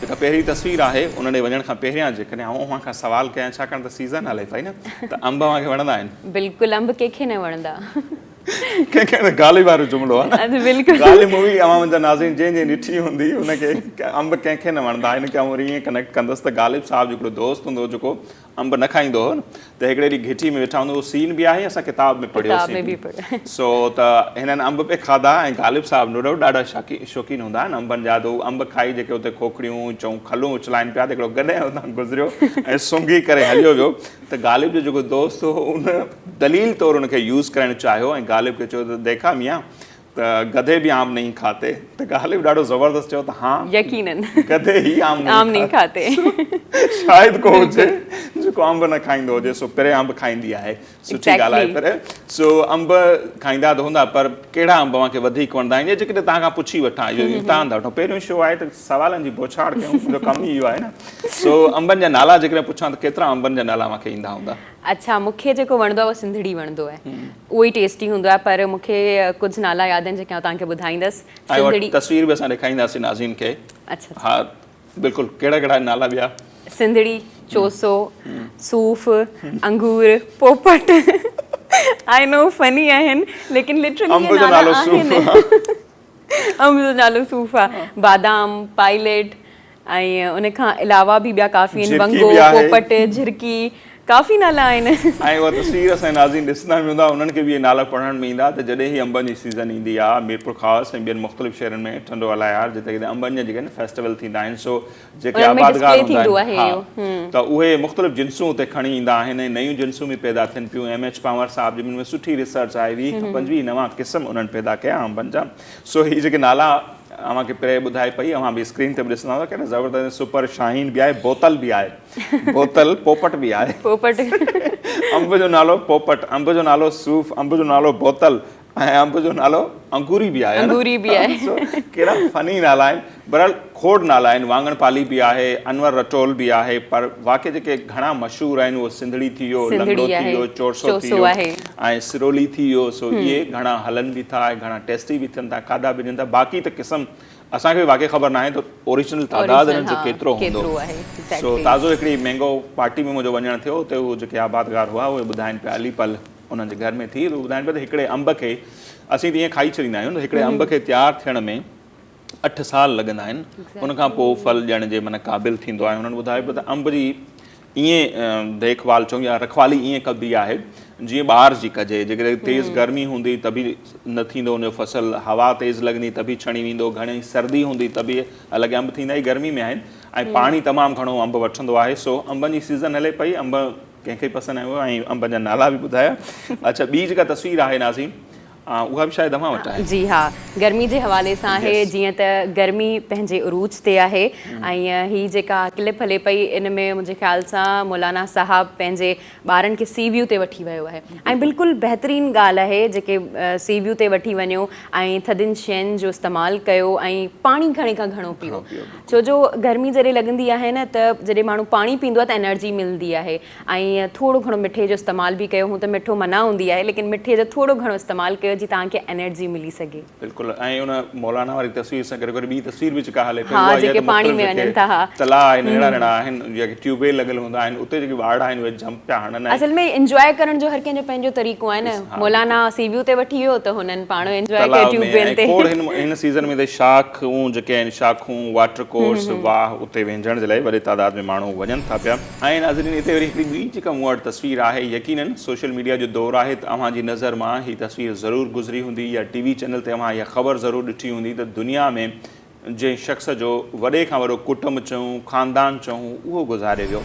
हिंदुस्तान सां हुनजो तालुक़ु हो ऐं ज़ियोना चाना उन्हनि जो नालो। ऐं ॿुधी करे मूंखे हैरत थींदी त उन्हनि जो जेके आहिनि उहे 38 घर वारियूं हुयूं, 89 उन्हनि जा ॿार हुआ ऐं तक़रीबन 36 खां वधीक उनजा पोटा पोटियूं हुया। ऐं हीउ हिकिड़ो वॾो ख़ानदान जंहिंखे दुनिया जो वॾे में वॾो ख़ानदान चयो वञे थो। ऐं BBC थोरे ॿियनि वॾनि उन्हनि इदारनि हुननि खे रिपोर्ट कयो उन्हनि जी फ़ौतगी खे, जेको हुन ख़ानदान जो सरबराह हो। ऐं उन्हनि पाण इहो लिखियो आहे त हिन ख़ानदान में असल केतिरा भाती हुननि जो अंदाज़ो लॻाइणु मुश्किल आहे। मूंखे लॻे थो उन्हनि खे अवॉर्ड ॾियणु खपे, की मिलियो बि हूंदो, छो जो अॼुकल्ह हिकिड़ी मतिलबु घरवारी खे संभालणु एॾो मुश्किल हूंदो आहे। तव्हां ई ॿुधाए सघो था। उन्हनि वटि 38 हुयूं। बिल्कुलु। सो ऐं 4 मंज़िला इमारत हुई जंहिंमें हू रहंदा हुआ ऐं ॿुधायो पिया 100 खां वधीक कमरा हुआ जिते हू रहनि पिया। हीअ त अॼु गुज़ारे विया आहिनि, ख़बर आई, पर हिन ते नेशनल जोग्राफी ते हिन जी हिकिड़ी स्टोरी बि हली, में बि मां ॾिठी हुजे। नेशनल जोग्राफी वारा ठाहींदा आहिनि, असां तॾहिं हिनखे ॾिठो, पर उहे नेठि गुज़ारे विया आहिनि। असां वटि त हिकिड़ो स्लोगन हलियो न त बचे दो ही अच्छे। सो जंहिंखे घणा ॿार पैदा करणा हुन वरी हुनखे ख़बर न छा चयो त बचे दो अच्छे, ॾियो पर सुठा, वरी 10 हुजनि, बचे दो लेकिन अच्छे, दो ही अच्छे न, दो अच्छे। हाँ, सो बहरहाल चाइना में बि हाणे हिकिड़ी पॉलिसी आई आहे, पहिरें हिकिड़ो ॿार, हाणे 2 ॿारनि जी इजाज़त थी, हाणे उते 3 ॿार ॾियण जी बि इजाज़त आहे। पर पाकिस्तान अल्हम्दुलिल्लाह सो कोशिशूं खोड़ थियनि पियूं आबादी ते कंट्रोल जे हवाले सां, पर पाकिस्तान दुनिया जे उन्हनि मुल्कनि में शुमार थिए थो जिते आबादी तमामु घणी तेज़ी सां वधी रही आहे। वसीला घटि पिया थियनि, आबादी वधंदी वञे। सो ॿी तस्वीर बि शायदि तव्हां वटि आहे, कैंट जे ॿाहिरियां टैंक बीठल आहे। अच्छा, टिकटॉकर्स वारी। ओके, अच्छा, हा, उन्हनि जो बिल्कुलु हिकिड़ो मर्कज़ थी वियो आहे। टिकटॉकर सभई अची करे हुते फ़ोटोग्राफी कराइनि था, टिकटॉक्स ठाहिनि था ऐं सुठी ॻाल्हि आहे। मतिलबु हिकिड़ो माण्हू बिज़ी आहे। ऐं टिकटॉक जे कॾहिं बि ख़िलाफ़ु न आहियां थी। अक्सर माण्हुनि जे बारे में रिव्यूज़ ॿुधाइनि, टिकटॉक ख़राबु आहे, टिकटॉक वल्गरिटी फैलाए थो या बिला बिला जाम सारियूं ॻाल्हियूं कयूं वेंदियूं आहिनि, लेकिन आउं कॾहिं हुनजे ख़िलाफ़ु न आहियां थी। छो जो काफ़ी माण्हुनि खे शोहरत मिली आहे, काफ़ी माण्हुनि जो टैलेंट ज़ाहिर थियो आहे। ॾिसो, नेगेटिविटी हर किथे हूंदी आहे। नेगेटिविटी असांखे सुठियुनि सुठियुनि जॻहियुनि ते बि मिली वेंदी आहे, पर जेकॾहिं असां पॉज़िटिविटी खे ॻोल्हींदा आहियूं त उहा हली घटि हूंदी आहे, पर हूंदी ज़रूरु आहे।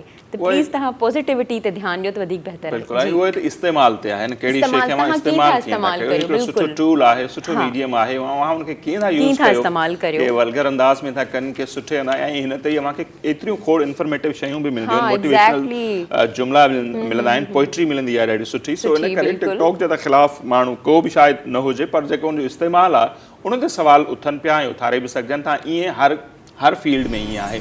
हुनजो exactly. नेगेटिव शयूं बि हूंदियूं आहिनि, पॉज़िटिव शयूं बि हूंदियूं आहिनि, ऐं असां वटि वरी इहो टिकटॉक जे लाइ घणो इहो आहे त नेगेटिव घणियूं शयूं सर वो असां ते ख़ुदि ते डिपेंड करे थो न, असां उनखे कीअं इस्तेमालु करियूं था, पॉज़िटिव वे में करियूं था, नेगेटिव वे में करियूं था, उहो असांजे पाण ते हूंदो आहे त असां कीअं था करियूं. सोशल मीडिया आहे असां वटि, व्हाट्सएप आहे, फेसबुक आहे, इंस्टाग्राम आहे, हाणे इहे सभु एप्स असां वटि आहिनि. असां उन्हनि खे सिर्फ़ु हिकिड़ो कम्युनिकेशन वे लाइ यूज़ करियूं त उहो बहितर आहे, लेकिन असां अगरि ग़लति कम लाइ कंदासीं त इहे बि ग़लति आहिनि. त इन जे करे हाणे कुझु नाज़रीन हिते हिन सेगमेंट में असीं कुझु वीडियोज़ बि अव्हांखे ॾेखारींदा आहियूं. सो टिकटॉक जो ज़िक्र हले पियो त हिकिड़ी जेका वीडियो आहे उहा मूं वटि ई आहे, अव्हांखे ॾेखारियूं पिया, अव्हांजी टेलीविज़न स्क्रीन ते बि नज़र ईंदी हूंदी. ही कुझु नौजवान आहिनि ऐं उहे ट्रेन जॾहिं गुज़रे थी शाख जे मथां जेका पटड़ी ठहियलु आहे त बिल्कुलु उन वक़्तु नौजवान जंप था हणनि जॾहिं ट्रेन बिल्कुलु उन्हनि जे वेझो पहुची चुके. हिकिड़ो एडवेंचर क्रिएट पिया कनि टिकटॉक ते पंहिंजा जेके फॉलोअर्स आहिनि या व्यूज़ वधाइण जे लाइ, पर हीअ इंतिहाई डेंजरस अमल आहे ऐं इन सां खोड़ माण्हुनि जूं ज़िंदगियूं बि हलियूं आहिनि. इवन सेल्फी वठण जे चकर में खोड़ माण्हू किरी पवंदा आहिनि वाहन में, के बिल्डिंगुनि तां हेठि. सो हीअ जेका असीं अव्हांखे वीडियो ॾेखारियूं पिया उनजो कतई इहो मतिलबु कोन्हे त अव्हां बि अहिड़े क़िस्म जो अमल कयो, पर हिन अमल जी मज़म्मत करण जे लाइ असीं इहा वीडियो ॾेखारियूं पिया. प्लीज़ ईअं न कयो, ख़ुदारा ईअं न कयो, छाकाणि त अव्हांजी ज़िंदगी रुॻो अव्हांजी नाहे हूंदी, उनजे पुठियां ॿियूं खोड़ सारियूं ज़िंदगियूं जुड़ियल हूंदियूं आहिनि. मुंहिंजा माउ पीउ भेण भाइर घणनि जे उमीदनि जो अव्हीं जेको चयूं घणनि जा सहारा हूंदा आहियो अव्हीं. सो ख़ुदारा अहिड़ी हरकत न कंदा कयो. ऐं हीअ वीडियो इन करे पिया ॾेखारियूं त आईंदा केर बि जीअं अहिड़ी हरकत न करे. बिल्कुलु टिकटॉक्स ज़रूरु ठाहियो, लेकिन हिकिड़ो तमीज़ में लिमिट में ईअं कंदा त तव्हांजूं पंहिंजूं जानूं बि ख़तरे में थी सघनि. ईअं तमामु ख़ूबसूरत वीडियो आहे. लिटरली जॾहिं मूं हीअ ॾिठी हुई मूंखे एतिरी वणी पे. तव्हां बेबी ॾिसो केॾो क्यूट आहे. अच्छा, इन वीडियो ॾेखारण जो मक़सदु इहो आहे तव्हांखे त हीअ जेको नंढिड़ो ॿारु आहे पंहिंजे आई थिंक सो ग्रैंडफादर आहे, उनखे कॉपी करे रहियो आहे. त इन मां असांखे इहो सबक़ु मिले थो त असांजा जेके ॿार आहिनि उहे वालदीन खे ई कॉपी कंदा आहिनि, उन्हनि खे ॾिसी ई अॻियां हलंदा आहिनि. इन जे करे घर में तव्हां तेज़ आवाज़ में न ॻाल्हायो, उनखां अवॉइड करियो, आराम सां ॻाल्हायो, हिकिड़ो माहौल खे मेंटेन करे हलो. छो जो पोइ जॾहिं उहे ॿार वॾा थींदा आहिनि, बदतमीज़ी कंदा आहिनि, त उहे साॻुणा वॾा जेके आहिनि पोइ सॼो इल्ज़ाम ॿारनि ते लॻाईंदा आहिनि. लेकिन सर आउं इहो सम्झां थी त इहो पेरेंट्स खे पाण खे मेंटेन करणु खपे घर जो माहौल. छो जो ॿारु हर शइ खे कॉपी कंदो आहे. ॿार जो जेको आहे उहो कचिड़ो दिमाग़ हूंदो आहे, उहो हर शइ खे ॾिसंदो आहे, हर शइ खे नोट कंदो आहे, हर शइ खे गेन करे वठंदो आहे जल्दी. बिल्कुलु ईअं आहे. सो हीउ हिकिड़ो ॿारु जेको आहे हू त बज़ाहिर पंहिंजो उन जेको घर जो पीरसन आहे, उनजो ॾाॾा आहे या नाना आहे जेको बि, उनखे कॉपी पियो करे त हू ज़ाहिर माण्हू जॾहिं पीरसन थी थो, कमज़ोर थो, लठ जे सहारे ते हले थो, झुकी करे हले थो, त हू ॿारु जो वाक़ई जॾहिं इहा वीडियो मूं बि ॾिठी त बार बार ॾिठी ऐं मूंखे ॾाढी सुठी लॻी आहे न. सो वाक़ई इहो ई आहे त ॿारु ॾिसो कहिड़ो कॉपी था कनि. मूंखे हिकिड़ी एड बि हलंदी हुई सिगरेट नोशी जे हवाले सां, त हुनजो जॾहिं वालिद साहिबु पीए थो त हू ॿारु पेंसिल जेका आहे वात में पकड़ींदो आहे, त ॿारु जल्दी शयुनि खे पिक करे वठंदा आहिनि. नमाज़ खे बि, नमाज़ जो तव्हां अक्सर वीडियोस सुठो अमल हूंदो त उनखे पिक कंदा, नेगेटिव हूंदो त उनखे कंदा. सो कोशिशि कयो त की सुठियूं आदतूं पाण में अपना पैदा कयो. घर में जीअं तेज़ न ॻाल्हायो, छिड़ब न ॾियो, दड़का न ॾियो. घर में जेके झेड़ा थियनि था, साइकोलॉजिकल बि उन्हनि ॿारनि ते तमामु घणा असर पवनि था. उहे ॿार ज़िदी थियनि था, चिड़चिड़ा थियनि था, ऐं अॻिते हली हुननि जे ज़हननि में ईअं हूंदो आहे त मुंहिंजो पीउ मुंहिंजी माउ सां ईअं कंदो हो त आउं बि करे सघां थो, इहो मुंहिंजो राइट आहे. सो ईअं न करणु खपे. ऐं असां ई आहियूं उहा ई त हिन मुआशिरे जी तरबियत असां सभिनी खे करणी आहे. सो हीउ सभु कुझु डिस्कस करणु या ॾेखारण जो हिकिड़ो मक़सदु इहो आहे त मन का समाज में बहितरी अचे. असां ॾिसो जहिड़ो जेको आहे उहो हर फैमिली में थींदो आहे, हर हस्बैंड वाइफ में थींदो आहे, लेकिन उहो हिकिड़े रूम में थिए त वधीक बहितर हूंदो आहे ताकी ॿार न ॿुधी सघनि, ॿारनि ते ग़लति असरु न पवे. सिर्फ़ु उन्हनि जे दिमाग़ ते न बल्कि उन्हनि जी हर तरह सां असरु पवंदो आहे. हू डिप्रेशन में हली वेंदा आहिनि त मुंहिंजो अबू मुंहिंजी अम्मी खे धड़का ॾेई रहियो आहे, पोइ हुनजी जेको अबू ॾांहुं लाड़ो हूंदो आहे न उहो घटि थी वेंदो हलियो आहे. तंहिं जे करे इन्हनि शयुनि जो नंढिड़ियुनि शयुनि जो जॾहिं असां ख़्यालु कंदासीं न त मुंहिंजे ख़्याल सां असांजी ज़िंदगी जेका आहे ख़ुशगवार थी वेंदी. सही. त नाज़रीन कीअं लॻो मूं जेको इंट्रो में चयो पियो पिरह जे लाइ, यकीनन उहे शयूं हाणे दलील जी सूरत में मुंहिंजे साम्हूं ईंदियूं हूंदियूं. सो माशाल्लाह ज़बरदस्त. ही त पहिरियों प्रोग्राम आहे ऐं हीउ सेगमेंट जेको आहे यकीनन मूंखे पसंदि आयो हूंदो. हिते हिकु ॿीहर असीं वेंदासीं ब्रेक ते, ऐं ब्रेक खां पोइ जॾहिं असीं वापसि ईंदासीं त नए महिमान सां अव्हांजी कराईंदासीं मुलाक़ात. ऐं उहे बि नौजवान आहिनि, पंहिंजी फील्ड में उन्हनि पाण खे मञायो आहे, कहिड़ियुनि कहिड़ियुनि हालतुनि मां गुज़री करे अॼु हू हिते पहुतियूं आहिनि, छा कुझु कनि पियूं, फ्यूचर में उन्हनि जा छा प्लान आहिनि. सो खोड़ सारियूं ॻाल्हियूं आहिनि जेके असीं उन्हनि सां कंदासीं. सो उहे महिमान केरु आहिनि उनजे लाइ थोरो अव्हांखे इंतज़ारु करायूं था ऐं ब्रेक खां पोइ अव्हांजी करायूं था उन्हनि सां मुलाक़ात. केॾांहुं न वञिजो, असां सां गॾु रहिजो.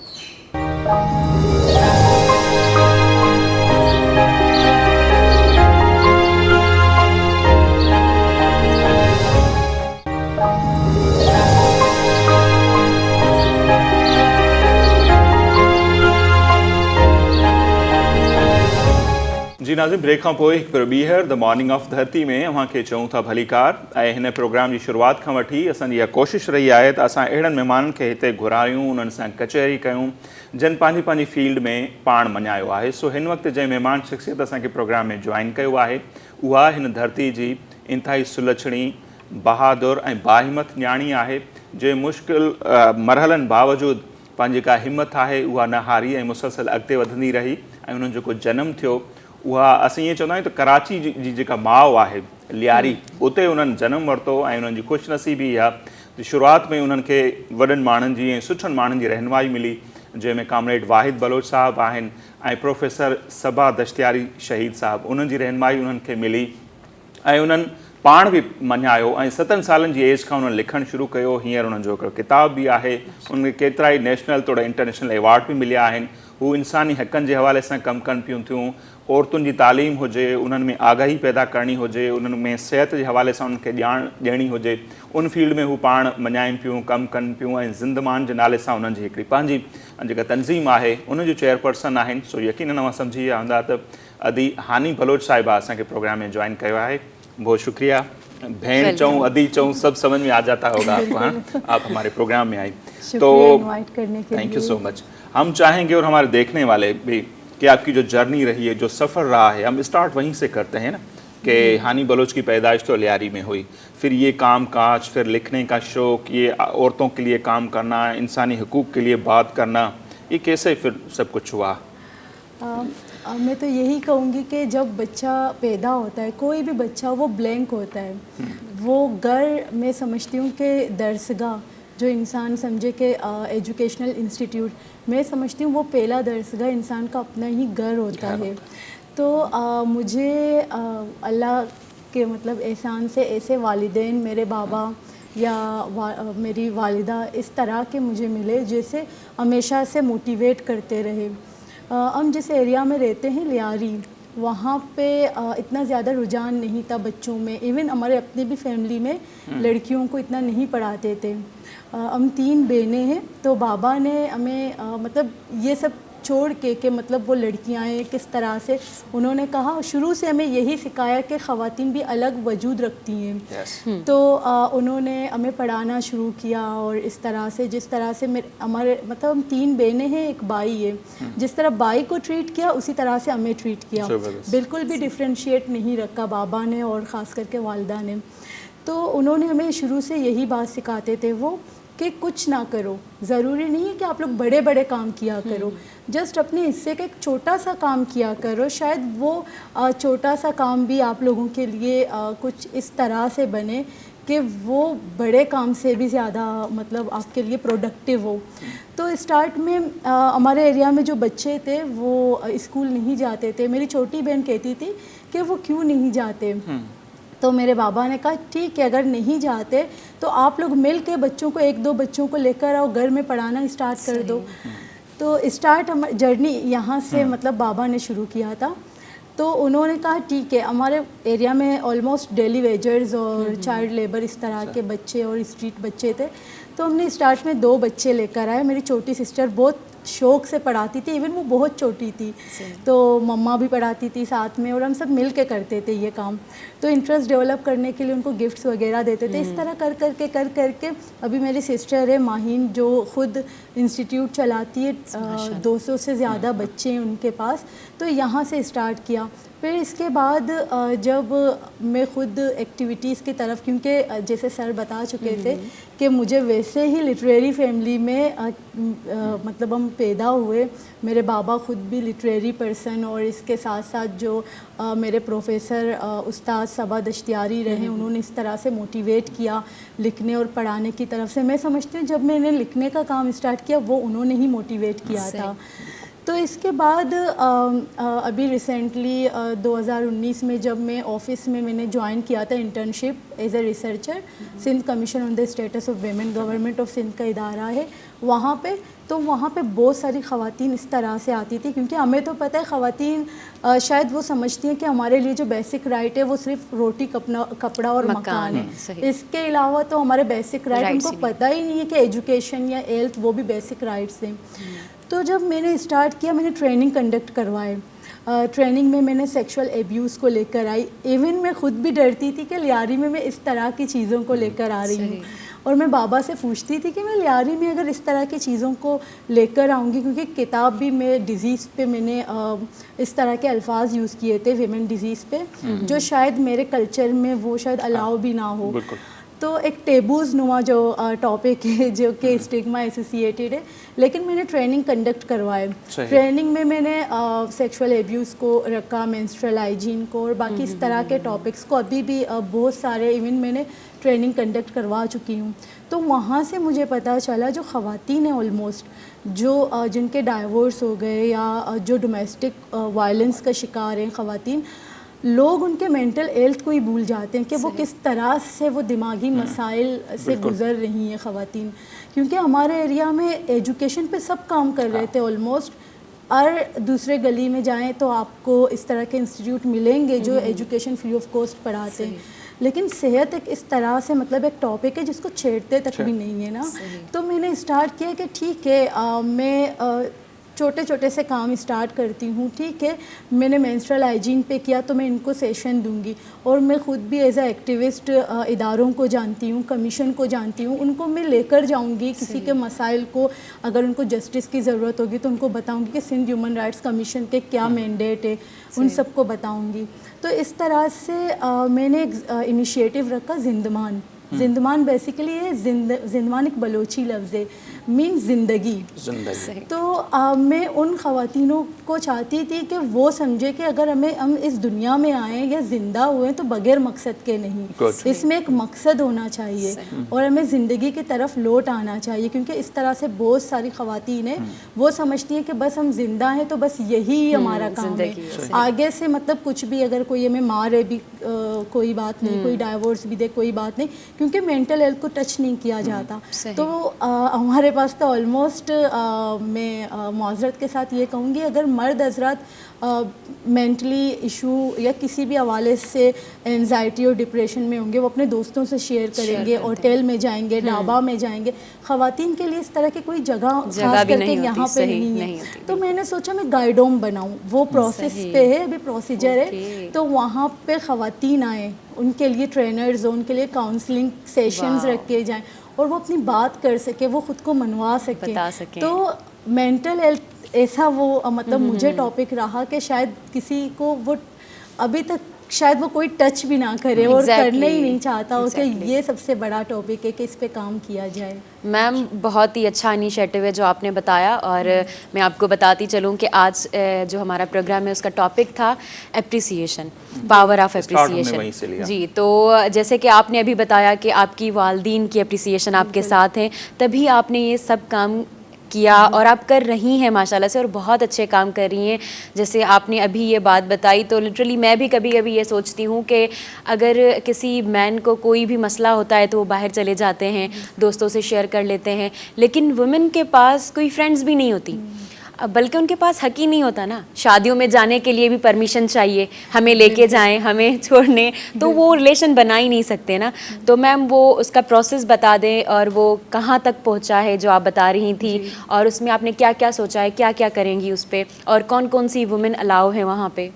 अच्छा, हमारा प्लान स्टार्ट में तो ये है कि लियारी से स्टार्ट करें. वैसे मैं डाइवर्सिटी को बहुत ज़्यादा मानती हूँ. तो मेरे मेंबर्स आपको हर जगह मिलेंगे, हैदराबाद हो या इंटीरियर सिंध के लोग हों या बलूचिस्तान हो या लाहौर हो, कहीं पे भी मेरे मेंबर्स, गिलगित बल्तिस्तान के भी मेंबर्स हैं. तो मेरे ऑर्गेनाइजेशन का मेन मकसद है कि सबको मतलब एक्सपोजर ये होना चाहिए कि सब मिलजुल के काम करें.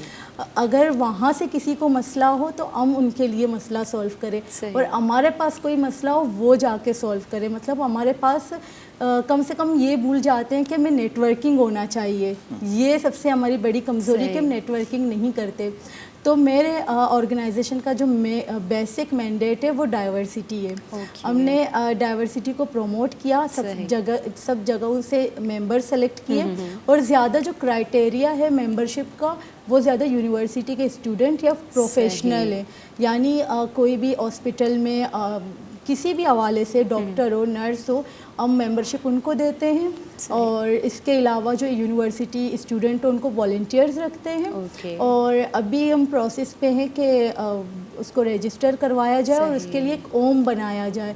और हम ओम को ना क्रिएटिविटी की तरह से बनाना चाह रहे हैं। जैसे अगर मैं एंजाइटी में हूँ, मैं स्ट्रेस में हूँ, मैं जस्ट वहाँ पे इंटर हो जाऊँ और मैं खुश हो जाऊँ, इस तरह से हम बनाना चाह रहे हैं। एनवायरनमेंट ऐसा बनाना चाहती हैं, इस तरह से बनाना चाह रहे हैं कि मतलब वहाँ पे फ्रीली औरत आके खुद को मतलब अपने बारे में बता सके।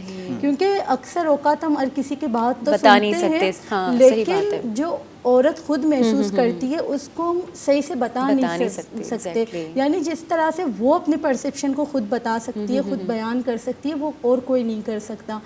तो उनके लिए भी एक सेफ़ प्लेस होना चाहिए। मैं समझती हूँ अभी तो मैं लियारी में स्टार्ट करूँगी, लेकिन आगे का प्लान ये है कि हमारे मेंबर्स जो अलग अलग जगहों पे है वो भी अपने अपने एरियाज़ में करें, फिर हम कनेक्शन में रहें। और एक और भी हम इस तरह से करते हैं, जैसे अभी भी मैं करती हूँ। जैसे कोई बलूचिस्तान से पेशेंट आता है, हमारे पास तो ये होता है कि अगर कोई इंटीरियर और बलूचिस्तान इस जगहों से या किसी भी केपी के वगैरह मतलब इस जगहों से अगर कोई भी इंटीरियर से पेशेंट आए, उनको मिस गाइड किया जाता है। हॉस्पिटल में उनको गाइडेंस नहीं दी जाती कि आप इस जगह पे जाएं, इस डॉक्टर के पास जाएं, इस हॉस्पिटल में जाएं। तो हम समझते हैं कि हमारे मेंबर्स या हमारे पास हम हर हॉस्पिटल में अपने एक कनेक्शन बनाएंगे। हॉस्पिटल में जैसे हम मीटिंग करेंगे वहाँ पे अपने लोग बनाएंगे ताकि इंटीरियर से कोई भी बंदा आए हम उनको आसानी से किसी हॉस्पिटल में रेफ़र करें या उनको सजेस्ट करें।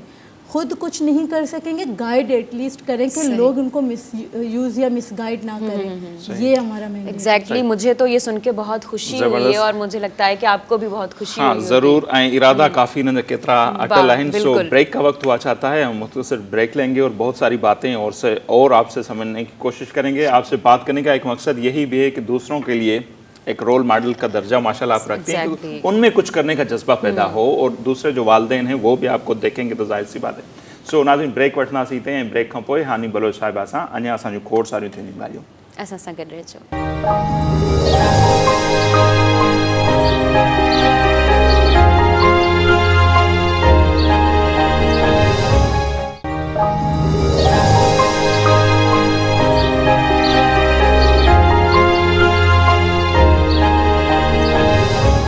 जी नाज़रीन, ब्रेक खां पोइ फिर ॿीहर द मॉर्निंग ऑफ धरती में अव्हांखे चऊं था भलीकार ऐं हानी बलोच असां सां गॾु मौजूदु आहे। ज़िंदमान जो चेयरपर्सन आहिनि। उन्हनि ॿुधायो त ज़िंदमान जो मक़सदु इहा माना आहे ज़िंदगी। सो ज़िंदगी तरफ़ माण्हुनि खे वठी वञणु उन्हनि जी हिकिड़ी स्ट्रगल है।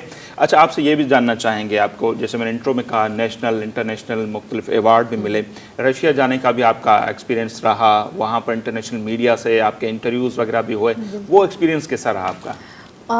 वो तो मैं समझती हूँ कि आउट ऑफ कंट्री में फ़र्स्ट टाइम ही गई थी।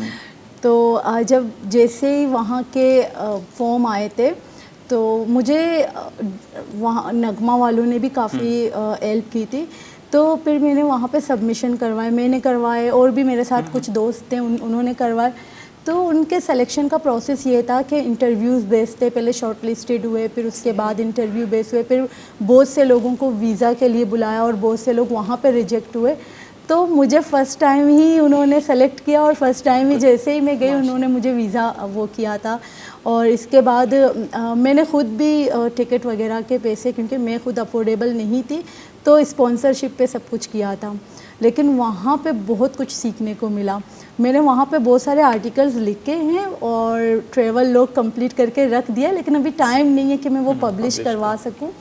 तो वहाँ पे ये था, इवन सबसे जो मोटिवेशन का फैक्टर था वहाँ, वो अपनी ज़बान में ज़्यादा बात करते थे, अपनी लैंग्वेज को प्रमोट करते थे, जैसे कि हम नहीं करते। हम भूल जाते हैं अपनी ज़बान को, या कहीं पे भी जाते हैं हम अपने कल्चर को भूल जाते हैं कि ये हमारी ड्रेस है या ये आइडेंटिटी है, ये हमारा कल्चर है।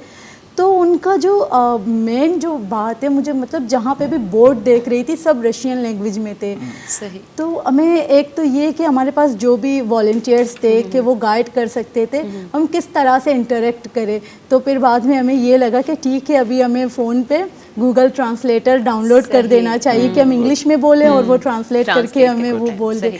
تو یہ بات بہت انٹرسٹنگ ہے کیونکہ پھر اس کے بعد جب آ کے میں نے بابا سے لوگوں سے ڈسکس کیا اور ایک کتاب بھی میں پڑھ رہی تھی کہ مطلب جو لوگ زیادہ اپنی زبان کو اہمیت دیتے ہیں وہ زیادہ کامیاب ہوتے ہیں. بالکل. تو مجھے بھی بہت سارے لوگوں نے کہا کہ کیوں بلوچی میں کتاب لکھنے کا کیا مقصد, ہم تو نہیں سمجھتے. تو میں نے کہا کہ جس کو پڑھنا ہوگا سمجھنا ہوگا وہ سمجھ لیں گے, کیونکہ جب تک ہم اپنی زبان کو اہمیت نہیں دیں گے مجھے لگتا ہے ہم کامیابی نہیں ہو سکیں گے, تاکہ لوگوں کو بھی پتہ چلے کہ یہ ہماری زبان ہے اور یہ ہمارا کلچر ہے. تو یہ مین موٹیویشن کا جو فیکٹر تھا وہاں سے میں نے اچیو کیا, اور بہت زیادہ لوگ وہاں پہ فرینڈلی مل رہے تھے اور بات کر رہے تھے. لیکن سب سے انٹرسٹنگ بات وہاں پہ یہ کہ ایک میڈیا سینٹر تھا سوچی میں, تو جہاں پہ ہم قیام کر رہے تھے سوچی میں, وہاں پہ پروگرام تھا. انہوں نے پورے ڈیلیگیشنز میں سے مجھے ہی سلیکٹ کیا تھا انٹرویو کے لیے, اور وہاں پہ میں نے میڈیا سینٹر میں جا کے انٹرویو دے کے اپنے حوالے سے اور لیاری کے حوالے سے اور اوور آل پاکستان کے حوالے سے مطلب جو بھی باتیں تھیں تو ان سے میں نے شیئر کی. تو یہ بہت زیادہ مطلب پھر ہمارے ساتھ ڈیلیگیشنز میں سب نے مجھے موٹیویٹ کیا اور سب خوش ہوئے تھے کہ ہمارے پاس مطلب ہمارے بھی ڈیلیگیشن سے کسی کو سلیکشن دی گئی. تو یہ تھا. آپ بہت پیاری لگ رہی ہیں اور آپ کا ڈریس بہت پیارا لگ رہا ہے. اچھا, اگر رشیا والا ایکسپیرینس رکھتے ہیں سامنے, تو دنیا کی دیکھا جائے نا, دنیا کی عورت کہاں پر کھڑی ہے, پاکستان یا سندھ کی ہم بات کریں تو ہماری آج کی بچی عورت کہاں پر کھڑی ہے اور کیا مسائل ہیں ان کے؟ میں سمجھتی ہوں کہ کمپیریزن نہ کرے تو بہتر ہے, کیونکہ ہم وہاں تک شاید 200-300 سال تک بھی نہ پہنچ سکے, کیونکہ وہاں کے 7th کلاس کے 6th کلاس کے اسٹوڈنٹ اس طرح کے میوزیکل انسٹرومنٹ بنا رہے ہیں جو کہ وہ فروٹس پہ بنا رہے ہیں. وہاں کے مطلب جو کریشن, جو یونیکنیس ہے, میں سمجھتی ہوں خواتین وہاں پہ اس طرح سے ہوٹلوں میں کام کرنا یا باقی مطلب جس طرح سے شیپ کا کام کرنا باقی چیزوں میں, وہ بہت زیادہ ایکٹیو ہو کے. ہمارے پاس تو بوڑھے جو خواتین ہیں ان کا تو ہمیں پتہ ہے کہ کس طرح سے وہ لاسٹ مومنٹ میں اپنی زندگی گزارتی ہیں. وہاں پہ وہ والنٹیئر بن کے صبح سے رات تک لوگوں کو موٹیویٹ کر رہی تھی. تو میں سمجھتی ہوں کہ جس طرح سے ہماری خواتین ہیں یا ہمارے مسائل ہیں یا جس طرح سے خاص کر کے بلوچ اور سندھیوں کے عورتوں کے مسائل ہیں, وہ وہاں پہ کمپیریزن کرنا نہ کرے تو زیادہ بہتر ہے, کیونکہ زمین آسمان کا فرق ہے. شاید ہم 200 سال تک نہ پہنچ سکیں وہاں. لیکن ہم جو رسول بخش پلیجو صاحب کہتے تھے, میں اکثر ان کو کوٹ کرتا ہوں کہ جو بھی شاعر, ادیب, دانشور, لکھاری جو بھی ہوتے ہیں وہ قوم کے ڈاکٹر ہوتے ہیں. اگر ڈاکٹر ہی مایوس ہو گیا تو مریض کا کیا ہوگا؟ تو ہمارے لوگ تو ویسے ہی بہت ساری ڈپریشن میں ہیں. تو ہم ایک امید کی کرن کو دکھاتے ہیں کہ ہمارے یہاں ہانی بلوچ بھی بیٹھی ہے, ہمارے یہاں پیر سید بھی ہے, ہمارے یہاں اور بھی ہیں. یہ ایک رول ماڈل ہے اور یہ ایک دیے کی مانند ہے نا. تو آہستہ آہستہ ہم چل رہے ہیں. تو انشاءاللہ مایوسی کی تو بات نہیں ہے, وہ حقیقت ہے. وہ تو حقیقت ہے کہ مطلب ہماری خواتین اور وہاں پہ بہت مشکل ہے, کیونکہ اگر ایز اے رول ماڈل آپ اگر مجھے بھی سمجھتے ہیں تو آپ کو نہیں پتا کہ میں اپنے فیملی کے لوگوں سے کس طرح سے وہ مجھے کریٹیسائز کرتے ہیں. ایک مطلب جو جس نے زندگی میں مطلب وہ صرف اسٹرگل کرتے ہوئے آ رہی ہے اس کو بھی لوگ نہیں چھوڑتے, تو ایک عام عورت کو کس طرح سے ہم آگے لے کر آئیں گے. صحیح, بالکل. اچھا, اگر اس پہ ہی آ جائیں ہم, تو ہمارے معاشرے کے, آپ تو بہت ساری فیلڈ میں کام کریں, عورتوں پر تو ہماری اچھی خاصی بات ہو, جتنی ہو اور کم ہے. ہم بولتے ہیں کہ اچھی باتیں ہونی, اور کیا کیا مسائل ہیں ہمارے اوورآل اگر معاشرے کے دیکھے جائیں تو مسائل سب سے بڑے آپ کی نظر میں کیا کیا ہیں؟ میں سمجھتی ہوں ایجوکیشن کا مسئلہ بہت زیادہ ہے, کیونکہ جب میں لیاری میں دیکھتی ہوں ایسے اسکولز جو پڑھے ہیں وہاں پہ کوئی بھی فیسلٹیز نہیں ہیں. گورنمنٹ اسکول میں ایون وہاں پہ ابھی ریسنٹلی جو گورنمنٹ کالج تھا, ایون 4-5 سال سے وہاں پہ جسٹ ان کو جسٹ قبضہ کر کے رکھا تھا اور سمجھتے ہیں کہ کون سے لوگ کرتے ہیں. اور وہاں پہ ایجوکیشن کی جگہ اس طرح کی چیزوں کو وہ پروموٹ کر رہے تھے. مسئلہ تو یہ کہ میری سسٹر پڑھا رہی تھی تو انہوں نے کہا کہ چھوڑو یہ لوگ کافر ہیں, یہ لوگ فار ایگزامپل کچھ بھی ہے, ان کو چھوڑو, یہ پتہ نہیں کون کون سے لوگ یہاں پر لے کر آتے ہیں, آپ لوگ نہیں پڑھائیں. ایون وہی جگہ جہاں پہ اگر وہ مطلب کچھ بھی کرے, بتہ بھی کرے, مطلب کچھ بھی اس طرح کے ایکسٹرا مطلب فضول کام کرے, ان کے لیے وہ ایکسیپٹیبل ہے. لیکن کوئی اچھائی کے لیے کام کرے وہ بالکل بھی ایکسیپٹنس نہیں ہے. تو ہم سمجھتے ہیں کہ صحت کا مسئلہ, میں سمجھتی ہوں کہ صحت کا مسئلہ, کیونکہ جس طرح سے میں سول ہاسپٹل میں گاؤں سے خواتینوں کو آتے ہوئے دیکھتی ہوں, نہ کوئی ریسیپشن بنا ہوا ہے نہ کچھ اور بنا ہوا ہے. ایون وہاں سے خواتین آتی ہیں تو ان کو اتنا بھی گائیڈ نہیں کیا جاتا کہ وہ کون سے ڈاکٹر کے پاس کہاں پہ OPD میں جائے. ابھی 2-3 اس طرح سے جو کیسز تھے کہ ڈاکٹر کو مطلب کہہ کر کے بھی ہمیں مطلب جس سچویشن سے ہم گزر رہے ہیں آپ ہمیں چیک کریں, آپ ہمیں دیکھیں, تو مطلب اس طرح سے کہ ان کو کہا جاتا ہے نہیں آپ کو مطلب اس طرح سے ہم نہیں دیکھ سکتے, آپ یہ نہیں ہو, آپ مطلب ایمرجنسی سے خواتینوں کو نکال رہی ہیں. اور میں نے ایسے کیسز بھی دیکھے ہیں وہ بالکل باہر بچوں کو ڈیلیور کر دیتی ہیں عورتیں واش روم میں. تو مطلب اس طرح سے ان کے لیے کچھ بھی بیسک رائٹس کا بھی وہ نہیں ہے کہ کانسیپٹ ہم بتا سکیں. مسائل تو میں سمجھتی ہوں صحت کا ہے, ایجوکیشن کا ہے, اور بھی مسنگ پرسن کا ہے, آپ کو جیسے کہ علم میں ہو, اور بھی بہت سارے اس طرح کے مسائل ہیں. ہم کس مسائل پہ بات کریں؟ اچھا میم, آپ نے بات کی ہیلتھ کے مسائل کی, تو ہمارے یہاں یہ ہوتا ہے کہ جس کو کسی کو بھی مینٹل ڈس آرڈر ہوتا ہے ان کو کہتے ہیں پاگل ہے. بالکل, یہ پاگل ہے, اور پوری سوسائٹی میں بات ہونا شروع ہو جاتی ہے. لیکن میں نہیں سمجھتی, کیونکہ ہمیں ڈپریشن بھی ہو جاتا ہے, وہ بھی مینٹل ہیلتھ ہی ہوتی ہے. تو میم آپ بتائیں کہ کون سے اقسام ہیں اور کون سا مطلب اقسام جو ہے وہ ابھی زیادہ ہے سب کو, ڈپریشن, اسٹریس, کون, انگزائٹی؟ جو میں ہینڈل کرتی ہوں وہ جو ڈومیسٹک وائلنس سے ہو کر خواتین آتی ہیں اور جو اپنا کیس بتاتی ہیں, ایون وہ مینٹلی بہت ڈس آرڈر میں مطلب اسٹریس میں ہوتی ہیں, اور ہم ان کو کہتے ہیں کہ اچھا یہ خود ہی پاگل ہے. کیونکہ ہمارے پاس تو مینٹل ہیلتھ مطلب مینٹل ہیلتھ کو نہ ٹچ کیا جاتا ہے اور نہ اس پہ بات کیا جاتا ہے. کیوں؟ کیونکہ وہ ایک ٹاپک ہی نہیں ہے لوگوں کے لیے. ایون اتنا بھی لوگوں کو نہیں پتہ, جب آپ کا مینٹل ہیلتھ ڈسٹرب ہوتا ہے تو آپ کے فزیکل ہیلتھ کو بھی افیکٹ کر دیتا ہے. ایسے میرے پاس بھی کیسز یا اس طرح کی خواتین بھی آئیں جو مطلب ڈائیورس کے بعد, ایک تو خواتین کہہ رہی تھی کہ جیسے میری شادی ہوئی, میں شادی کے بعد میرے جو دیور تھے ان کا انتقال ہوا تھا, جو میں دلہن تھی, تو میرے ساس نے کہا ابھی اس کو جلدی سے ڈائیورس دے دو کیونکہ یہ نحوست لے کر آئی تو میرے بیٹے کا انتقال ہوا. تو مطلب ہم اس طرح سے مطلب ہم کیا کہیں کہ کس قدر ہم پیچھے بیکورڈ ہیں, اور لوگ خواتین خاص کر کے کس طرح سے مینٹل سچویشن سے گزر رہی ہیں. میں تو سمجھتی ہوں ہمارے مرد بھی مینٹل ڈس آرڈر سے گزر رہے ہیں, کیونکہ اگر وہ بھی اپنے فیلنگس کو, ایموشنز کو ظاہر نہیں کر پائیں گے تو ان کو کہیں گے کہ آپ مینیج کرو, کیونکہ آپ کیوں ایموشنز دکھاتے ہیں, آپ مرد ہیں, کیونکہ آپ کو تو رونا نہیں ہے نا, آپ تو عورت نہیں بنے.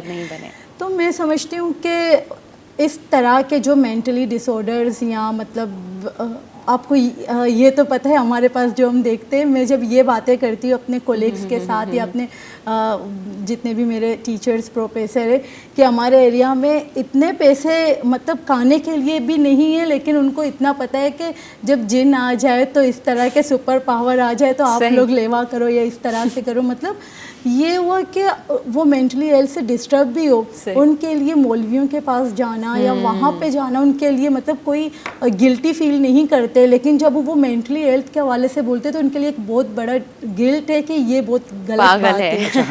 یہ ساری صورتحال تو ہے. میں پھر آؤں گا اس طرف. تو جو بھی پڑھے لکھے دوست ہیں, جو نوجوان ہیں, جو بھی لکھاری ہیں, جو بھی ہم سب ہیں, ہم کیا کر سکتے ہیں اپنی سوسائٹی کے لیے, اپنی قوم, جو اتنے مسائل میں آلریڈی ہیں, ہماری خواتین, بچے, مرد, ہمیں سب کو کیا کرنا چاہیے؟ میں سمجھتی ہوں ہم نیگیٹیوٹی ہمارے پاس بہت ساری ہیں, مطلب اس طرح سے نیگیٹیوٹی کو ہم کس حوالے سے بات کریں. ہمیں چاہیے ہم پازیٹیو سوچ سے بات کریں. جیسے میں اپنا کہوں گی کہ میں نے بھی مطلب اسٹارٹ کیا تھا, بس چھوٹے چھوٹے کام کر کے اسٹارٹ کیا تھا. ہم 1% بھی پازیٹیو کو لیں گے تو مجھے لگتا ہے کہ ہم بہت چینجز لا سکیں گے. تو جس کے پاس ضروری نہیں ہے کہ سب رائٹر بن جائے, سب ڈاکٹر بن جائے, سب ٹیچرز بن جائے. میں تو یہی کہتی ہوں کہ آپ کے پاس, کیونکہ میں یہ سمجھتی ہوں کہ اسکل اور ٹیلنٹ سب کے پاس ہے, سب کے پاس الگ الگ جدا گانا, سب کے پاس سیپریٹ ٹیلنٹ ہے, سب الگ الگ کام کرے. مینس اگر میں کسی حوالے سے سمجھتی ہوں کہ یہ کام میں بہتر کر سکتی ہوں, میں اس میں حصہ ڈالوں. کوئی سمجھتا ہے کہ یہ کام میں بہتر کر سکتی ہوں, وہ इसमें हिस्सा डाले, मतलब ऐसे ना करे कि ये जो करे मैं भी बिल्कुल इसको कॉपी करूं या इस तरह से।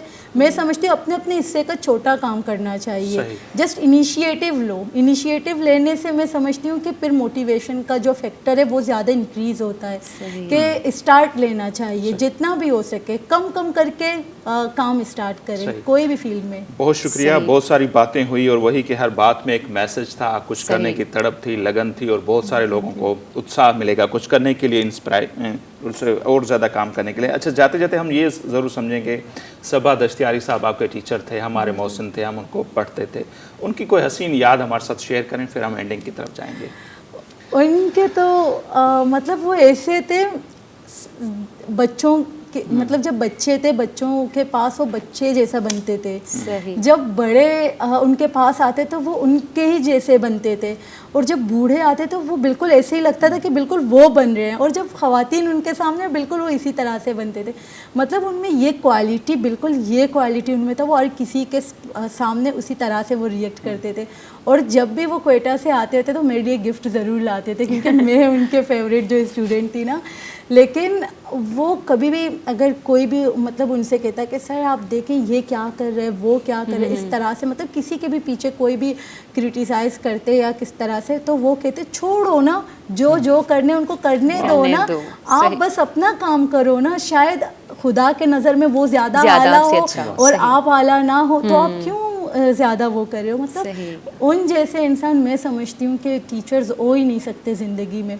जब मैं लिख रही थी मुझे याद है उन्होंने कहा, मुझे हर टाइम कहते थे शायर शायर, मैं जब कहती यही कहती थी सर मैं तो शायर नहीं हूँ, आप क्यों मुझे बार बार इस तरह से कहते हैं कि शायर, राइटर। इवन मैं राइटर नहीं हूँ, क्योंकि मैं स्कूल में थी, उनके पास पढ़ रही थी और बहुत छोटी थी, तो मैं उनसे कहती थी नहीं सर आप मुझे नहीं कहा करें। तो हर प्रोग्राम में वो मुझे कहते थे आपको आना है और बात भी करना है और शायरी भी।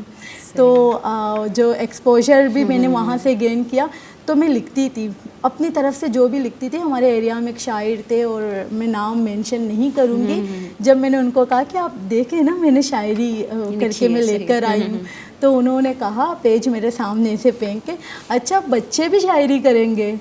तो मैंने सर सबा से कहा कि सर नहीं मैं नहीं कर सकती क्योंकि मुझ में नहीं है ये चीज़। तो उन्होंने कहा अभी प्रोग्राम है मल्लीर में, आप आकर वही शेर यहाँ पे पढ़ कर जाओगी। तो मैंने जाकर वहाँ पे शायरी को पढ़ लिया, तो वही आकर कहने लगे कि अच्छा ये आपने लिखा था। तो मैंने कहा ये वही है जो मैं लेकर आई थी। सही। तो मतलब बहुत मुझे मोटिवेट किया। तो इन सर सबा मैं यही कहती हूँ कि ये बुक नहीं है, शायद ये उनके मेहनत के ही बदौलत मैंने लिखना शुरू किया था। बहुत शुक्रिया हानी बलोच साहिबा, आपने हमें टाइम दिया। नाज़रीन, हानी बलोच जूं ॻाल्हियूं असां ॿुधियूं ऐं जेका आख़िर में उन्हनि ॻाल्हि कई, यकीनन सबा दश्तियारी साहब जिस्मानी तौर ते असां खां अलॻि आहिनि, रूहानी तौर ते गॾु आहिनि, ऐं अॼु जिते बि हुआ आहिनि जॾहिं हानी खे ॾिसंदा हूंदा यकीनन ख़ुशि थींदा हूंदा। इन्हनि जहिड़ा उन्हनि जा ॿिया खोड़ जेके स्टूडेंट आहिनि उन्हनि खे ॾिसी उन्हनि जो रूह जेको आहे उहो ख़ुशि थींदो हूंदो।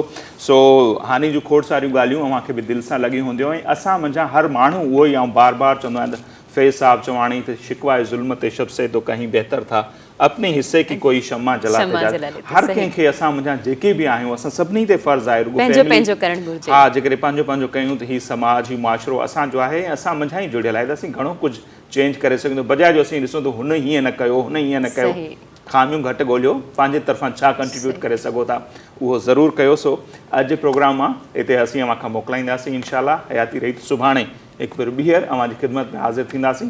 तेसि ताईं असांखे ॾींदा इजाज़त।